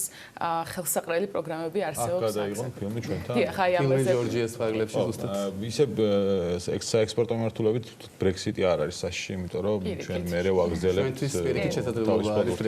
ბრიტანეთთან ეს შეთანხმებას მიღწევა. 2019 თქვენთვის გარდამტეხი წელი აღმოჩნდა ამ ეტაპზე ყოველ შემთხვევაში იმ ისტორიიდან რაც სავის აქვს. 2020-ის გეგმებზე და მიზნებზე მინდა რომ შემაჯამებელ ნაწილში გითხრათ 2020-ში რა პორტფელი თუ დაიყოს სავი თქვენი გეგმით წარდგენილი. შემდგომ 2020-ში ჩვენ გვინდა რომ გავაგრძელოთ ძალიან მაღალი პროცენტული ზრდა ქართულ ბაზარზე. ამავდროულად ჩვენ ისე ვთქვათ, ერთ-ერთი პირველი მიზანი არის რომ დიდ ბრიტანეთიდან საინტერესო და ესეთი ზეგავლენის მქონე მნიშვნელოვანი პროექტები განვახორციელოთ აქედან. ეს არის ძალიან კრიტიკული ჩვენთვის, იმიტომ რომ ამით ჩვენი გუნდიც განვითარდება, ამით დაიდება პირველი პრეცედენტი, რომ თურმე საქართველოდანაც შეიძლება მაღალხარისხიანი საკონსულტაციო მომსახურების გაწევა და რაც ყველაზე მნიშვნელოვანია, ჩვენ გვაქვს რამდენიმე ძალიან საინტერესო პროექტი, რომელიც ზუსტად იანვარში სრულდება კონცეფციის დონეზე და ძალიან დიდი იმედი გვაქვს, რომ 2020-ში სავი უკვე შეძლებს და დაანონსებს ამ პროექტებს ფართო საზოგადოებისთვის და ვიქნებით აი ამ ისევ და ისევ ქართული ინვესტიციებისთვის და ქართული ბიზნესისთვის ძალიან საინტერესო იდეების ავტორების და განმახორციელებლების. და დავამატებდი, რომ ბრიტანეთის ბაზარზე ასე ვთქვათ პროექტების განხორციელებასთან ერთად, რა თქმა უნდა, როგორც აღნიშნე უკვე ჩვენი სამიზნე ბაზარი საქართველოს რჩება და პირიქით პოზიციების გაძლიერებაზე ვიმუშავებთ უფრო აქტიურად ჩვენ კლიენტებთან და პოტენციურ კლიენტებთან, რომ უფრო კარგი კავშირი დავამყაროთ და უფრო მეტი პროექტი მათთან ერთად გავანხორციელოთ. ეს წარმატებას გისურვებთ და დიდი სიამოვნებით გაუზიარებთ ყველა ახალ წარმატებულ ისტორიას ჩვენს მოყვარულზე საქმიან ადამიანებს დარწმუნებულად თქვენს პარტნიორებთან ერთად ხშირად გიხილავთ ჩვენ სტუდიაში. მადლობა იმისთვის რომ იყავით. ჩვენი სტუმრები მარიამ ქოიავას და თორნიკე ჩხაიძე სავის მართულ პარტნიორებს მასპინძლობდით საქმიანი დილის ეთერში. და სიუჟეტი რომელიც რეკლამამდე უნდა შემოგთავაზოთ, ბავშვებისთვის განკუთვნილი ახალი სივრცე გაიხსნა ტალღას, სადაც ყველაფერია თავმოყრილი ერთ სივრცეში, საიმისოდ რომ თავი კარგად იგრძნო პატარებმა, კომფორტულად და რაც მთავარია გაჯანსაღდნენ. რაც თავაზობს სპა ცენტრი მომხმარებელს დაკარგოს და რატომ არის ის აუცილებელი ბავშვების განვითარებისათვის. ამაში გარკვევას მარიამ ადამია ცდილობდა გახსნის ღონისძიებას ეწრებოდა და ყველა კითხვაზე პასუხს ერთ სიუჟეტში მოუყარა თავი. ახლა ვიმყოფებით ბავშვთა სპა ცენტრ ტალღაში. რეალურად ჩვენი აქ შემოსვლა არ შეიძლება, რადგან მაქსიმალურად იცავენ უსაფრთხოების სტანდარტებს, თუმცა ერთ დღით შემოგვიშვეს იმისათვის, რომ საქმიანი დილის მაყურებლისთვის გვეჩვენებინათ, რას გულისხმობს ბავშვთა სპა ცენტრი და რატომ არის ის მნიშვნელოვანი ბავშვის განვითარებისთვის. ბავშვთა სპა, ხელოვნების სტუდია, ფოტოსტუდია, პედიატრი, ფსიქოლოგი, მასაჟისტი და გამოცდილი კონსტრუქტორები ამიერიდან ერთ სივრცეში გაერთიანდებიან. შენობაში, რომელსაც ტალღა დაერქვა და შექმნილია ბავშვებისთვის, მათი კომფორტისთვის და რაც მთავარია ჯანმრთელობისთვის. მისი კონცეფცია ასეთია, ყველაფერი ერთ სივრცეშია თავმოყრილი და აღჭურვილია თანამედროვე ტექნოლოგიებით. აქ ყველა ასაკის სტუმარს სათანადოდ უმასპინძლდებიან, დაწყებული პირველივე თვიდან, ხოლო ეტაპობრივად რომ მიყვეთ ბიზნეს მოდელი ასე გამოიყურება. ტალღაში მოსულ სტუმარს პედიატრი ამოწმებს და აძლევს ცურვის უფლებას, რომლის დასრულების შემდეგაც სურვილის მიხედვით ჩატარდება მასაჟი. ასეთია სრული კომფორტის პაკეტი, რომელსაც ბავშვებს სპა ცენტრი სთავაზობს. ყველაზე მნიშვნელოვანი ტალღას გახსნისთვის არის ის, რომ აქ არის ძალიან კომფორტული გარემო მშობლებისთვის, იმიტომ რომ ყოველთვის როცა მშობლები იღებენ გადაწყვეტილებას, სად უნდა წაიყვანონ თავიანთი შვილები, ხო? ისინი რა თქმა უნდა აირჩევენ ისეთ სივრცეს, სადაც რამდენიმე მომსახურება ერთდროულად ხდება და ჩვენი უპირატესობა, ანუ ამ ცენტრის უპირატესობაც სწორედ ის არის, რომ აქ არა მხოლოდ სპა ცენტრი, არამედ სხვა მომსახურებებიც აქ არის ფოტოხელოვნების სტუდია, აქ არის სახვითი ხელოვნების სტუდია. შედარებით მოზრდილი სტუმრებისთვის ტალღაში სახვითი და გამოყენებითი ხელოვნების სტუდია ფუნქციონირებს, რომელსაც მხატვარი და განათლების სპეციალისტი თამარ ჯაყელი უხელმძღვანელებს. გარდა ამისა, შეძლებთ ფსიქოლოგის მომსახურების მიღებასაც, რაშიც ბავშვთა ფსიქოლოგი თამარ კიკნაძე დაგეხმარებათ. ხოლო მამუკა ხელაშვილის ფოტოსტუდია ფოტოგადაღებისა და სხვადასხვა კურსის შესწავლის საშუალებასაც მოგცემთ. მრავალმხრივია იმითი, რომ ბევრ ფუნქციას შეასრულებს. აპარატურა ძალიან მაღალ ტექნოლოგიურია, თანამედროვეა და დამყარებული არის იმპულსურ განათებას, ასე იმპულსური განათება, რაც თავისთავად იძლევა ხარისხს. ხელს ვუწყობთ შემოქმედებითი პიროვნებების ჩამოყალიბება, შემოქმედებითი უნარების ჩამოყალიბება, შემოქმედებითი აზროვნების განვითარებაში. შემოქმედებითობა ეს ის უნარია, რომელიც ადამიანს ყველა პროფესიაში გამოადგება მომავალში. ფუნქციონირებს რამოდენიმე წრე, ჩვენ ვიღებთ ბავშვებს 5 წლიდან. ეს არის ხატვისა და წერწვის წრე, არის ილუსტრირების წრე, საუბრები ხელოვნებაზე. ბავშვთა სპა ცენტრი არის ადგილი, სადაც რეალურად ყველაფერია ერთ სივრცეში პატარებისთვის, სადაც შემოსვლისთანავე თვალში ბევრი ფერი, სათამაშო და ღიმილიანი სახეები მოგხვდებათ და სადაც ყველაზე მნიშვნელოვანზე ჩვენს ბავშვებზე ზრუნავენ.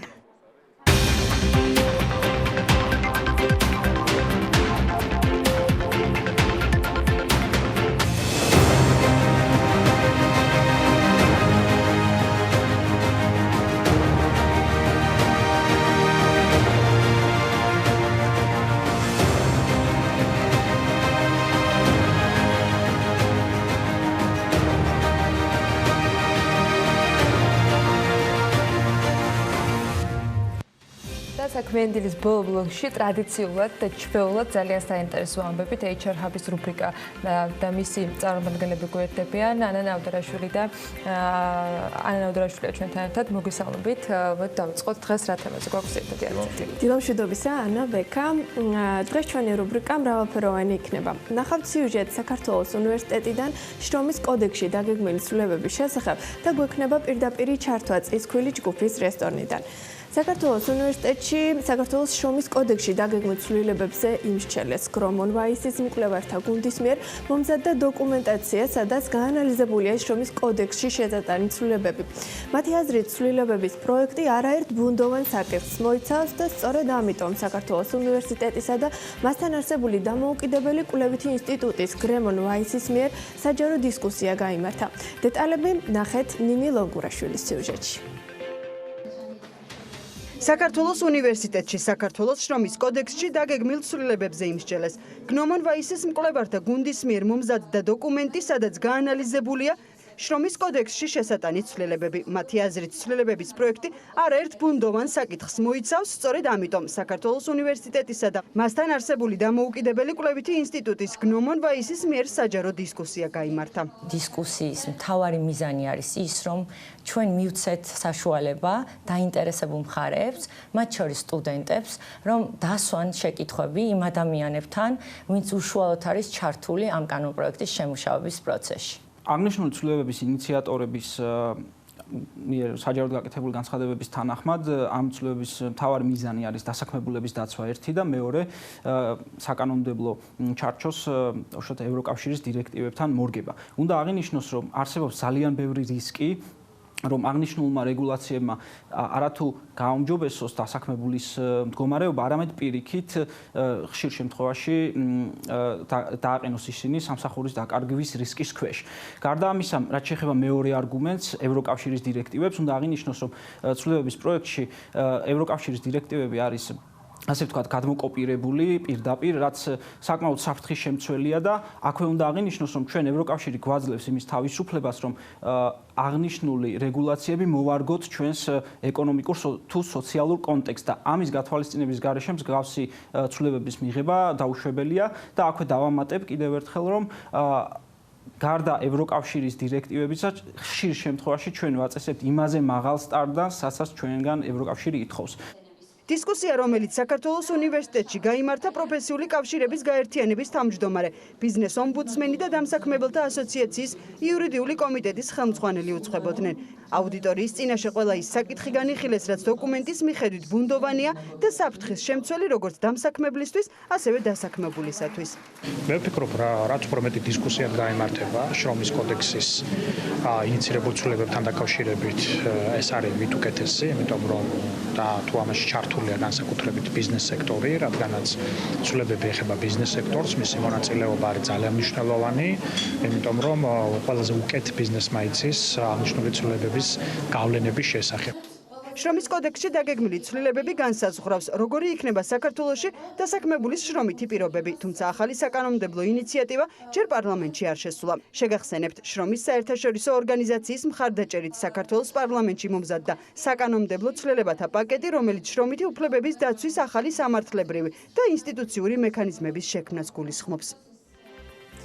მადლობა ნიმის საინტერესო სიუჟეტისთვის. ახლა კი ანა გზირიშვილი ჩაგორთვება წისქვილი ჯგუფის ერთ-ერთი რესტორნიდან, სადაც სტუმართან ერთად ისაუბრებს თუ რა არის მთავარი გამოწვევა სტუმარ მასპინძლობის სფეროში და რა არის საუკეთესო კეითერინგის რეცეპტი. გამარჯობა ანა. დილა მშვიდობისა, მივესალმები საქმიანი დილის მაყურებელს.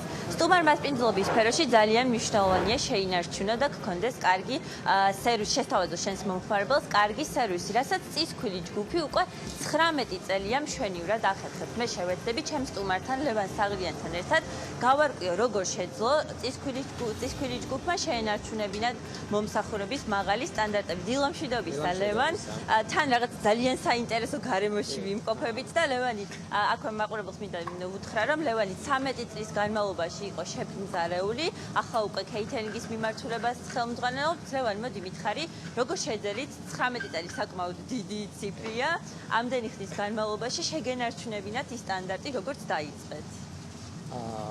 საკმაოდ რთულია, იყო პირველი სარესტორნო ქსელში და ყოველთვის ვცდილობთ, რომ იმ თანამშრომლების კვალიფიკაციაზე, ტრეინინგებზე ვიზრუნოთ ყოველთვის. ეს იქნება მიმტანები, ბარმენები, სერვისი, სამზარეულოს კუთხით, ანუ ეტაპობრივად სულ გვაქვს ტრეინინგები, სულ გვაქვს მასტერკლასები, რომ ის სერვისი რაც გვაქვს შევინარჩუნოთ და გავაგრძელოთ ესე წინ გზა. რაც ხელს უწყობს იმას, რომ თქვენი მომხმარებელი ყოველთვის კმაყოფილი იყოს.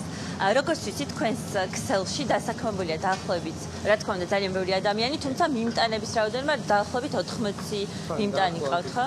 ესე არის, ანუ მიმტანების რაოდენობა, იმიტომ რომ სერვისზე პასუხისმგებელი არიან ყოველთვის მიმტანები და ვინც მუშაობს სერვისში და მაგიტომაც ვართ, ანუ ისე როგორც ეს ვართ და საკმაოდ მაღალი სერვისით გამოვირჩევით მთელ ქალაქში. და თქვენ გაქვთ სიახლე, დავამატოთ кейთერინგის მიმართულება. მაყურებელს რა აუხსნათ ზოგადად რას ნიშნავს ეს кейთერინგი და როგორც ვიცი ამ მიმართულებითაც ეძებთ თანამშრომლებს. კი. кейთერინგის მიმართულება წისქვილი ჯგუფმა დაამატა უკვე სადღაც 1 წელიწადია. რომელიც მოიცავს ნებისმიერ გასვლით ღონისძიებას, ეს იქნება აგარაკზე, კორპორატიული, ანუ არ აქვს მნიშვნელობა, სად შეგვიკვეთავენ, რა მოთხოვნები აქვს, ანუ ყველანაირი მოთხოვნის გათვალისწინებით და რა თქმა უნდა, მან გვჭირდება ხოლმე ძალიან ბევრი თანამშრომლები, მიმტანები, ბარმენები, რომლებსაც ვეძებთ სულ ეტაპობრივად. და როგორ შეიძლება დაგიკავშირდნენ ეს ადამიანები, ვისაც მაგალითად სურვილი გაუჩნდება, რომ თქვენს ქსელში იმუშაოს? რა თქმა უნდა, ვისაც სურვილი გაუჩნდება, რომ იმუშაოს ჩვენს გუნდში, შეუძლიათ გამოაგზავნონ რეზიუმე HR საბჭოთა წისქვილიჯიზე ან მოგწერონ Facebook გვერდზე. და რა კრიტერიუმებს უნდა აკმაყოფილებდნენ აქვე რომ უთხრათ? რა მოთხოვნები გაქვთ? რა თქმა უნდა, მოთხოვნები გვაქვს, რომ სერვისი, ან მინიმალური გამოცდილება მაინც უნდა. გამოცდილება აუცილებელია. გამოცდილება გქონდეთ მინიმალური, არ არის სავალდებულო რომ რაღაც დიდი გამოცდილება გქონდეთ, იმიტომ რომ ჩვენთან გადიან ახლიდან გადამზადებას ნებისმიერი თანამშრომელი, ვისაც კი უღებულობ წისქვილი ჯგუფში. ანუ თუ თქვათ არ აქვს ადამიანს გამოცდილება, მაგრამ ძალიან დიდი სურვილი აქვს რომ იმუშაოს და ნადგება აი ძალიან მაგარი თანამშრომელი. აქვე მინდა გკითხოთ, აი кейთერინგის მიმართულებით ძალიან ბევრი კომპანია სჭირდება ეს მომსახურება და ხშირად სარგებლობენ, თუმცა ალბათ ძალიან ცოტა ადამიანმა თუ იცის რა სტანდარტებში უნდა ჯდებოდეს кейთერინგი, იმიტომ რომ მე ვიცი იქ თუნდაც ზომები უნდა იყოს დაცული და ძალიან ბევრი ნიუანსი და დეტალია, აი ესენიც რომ გვითხრათ ამ რა თქმა უნდა, ან кейთერინგის შემთხვევაში, ან თითოეული დეტალი უნდა იყოს გათვალისწინებული, იმიტომ რომ ჩვენ кейთერინგს ვაკეთებთ, ან გასვლით ღონისძიებას შეიძლება გავაკეთოთ მინდორში, ტყეში, ანუ არ აქვს, სადაც არაფერი არ გაქვს, აი არაფერი არ უნდა დაგავიწყდეს, ყველა დეტალი უნდა გათვალო, საკვები რა რაოდენობა გჭირდება, ინვენტარი რამდენი გჭირდება, გარდა ამისა წისქვილი ჯგუფი თავაზობს თავის დამკვეთებს და თავის მომხმარებელს მასტერ კლასებს ნებისმიერ ადგილზე, არ აქვს მნიშვნელობა ის სად იქნება, ინა ჭაჭა გამოვხატოთ ადგილზე, ჭურჭხელის ამოვლება, ხაჭაპური ადგილზე გამოვაცხოთ, მწვადის შეწვა და აი თუ რამე არსებობს, ან ნებისმიერ სერვისს თავაზობთ უკვე ჩვენ მომხმარებელს. დიდი მადლობა, მოკლედ თუ დაგჭირდათ ისარგებლოთ кейთერინგის სერვისით, შეგიძლიათ მიმართოთ წისქვილის ჯგუფს, საქმიანი დილის მაყურებელს კი ხალისიან და ენერგიულ საქმიან კვირას უსურვებ. დიდი მადლობა, ანა, HR Hub-ის დღევანდელი რუბრიკა კი ამით დასრულებულია. HR Hub-ში დიდი მზადება გვაქვს 1 და 2 დეკემბერს ბათუმში HR Hub-ის ორგანიზებით ტრენინგი HR-ის 360 გრადუსით გაიმართება. ტრენინგს გაუძღვება მედია ტაბატაძე. ეს დასავლეთ საქართველოს HR პროფესიონალებისთვის უნიკალური შესაძლებლობაა გაეცნონ უახლეს ტენდენციებს HR სფეროში. მაყურებელმა ღონისძიების შესახებ ამომწურავი ინფორმაცია შეუძლია ნახონ HR Hub-ზე. მადლობა და გისურვებთ წარმატებულ კვირას. მადლობა ანა, ძალიან საინტერესო სტუმრების წარდგენისათვის და საინტერესო რუბრიკისათვის ჩვეულად ანა ნავდარაშვილი და ანა გზირიშვილი იყვნენ ჩვენთან ერთად ჩვეულად HR Hub-ის რუბრიკით ორშაბათს დილიდან. ბედნიერ კვირას გისურვებთ, რა თქმა უნდა, დღეიდან ყველა სამუშაო დღეს საქმის კურსის ეთერები გელოდებათ. წინ ბეკაბაციკაძესთან ერთად მუდმივად განახლებოდი ამბები PM-ზე. ბედნიერი ორშაბათი, ხვალ დილით 8-ზე შევხვდებით ერთმანეთს ტელევიზორზე.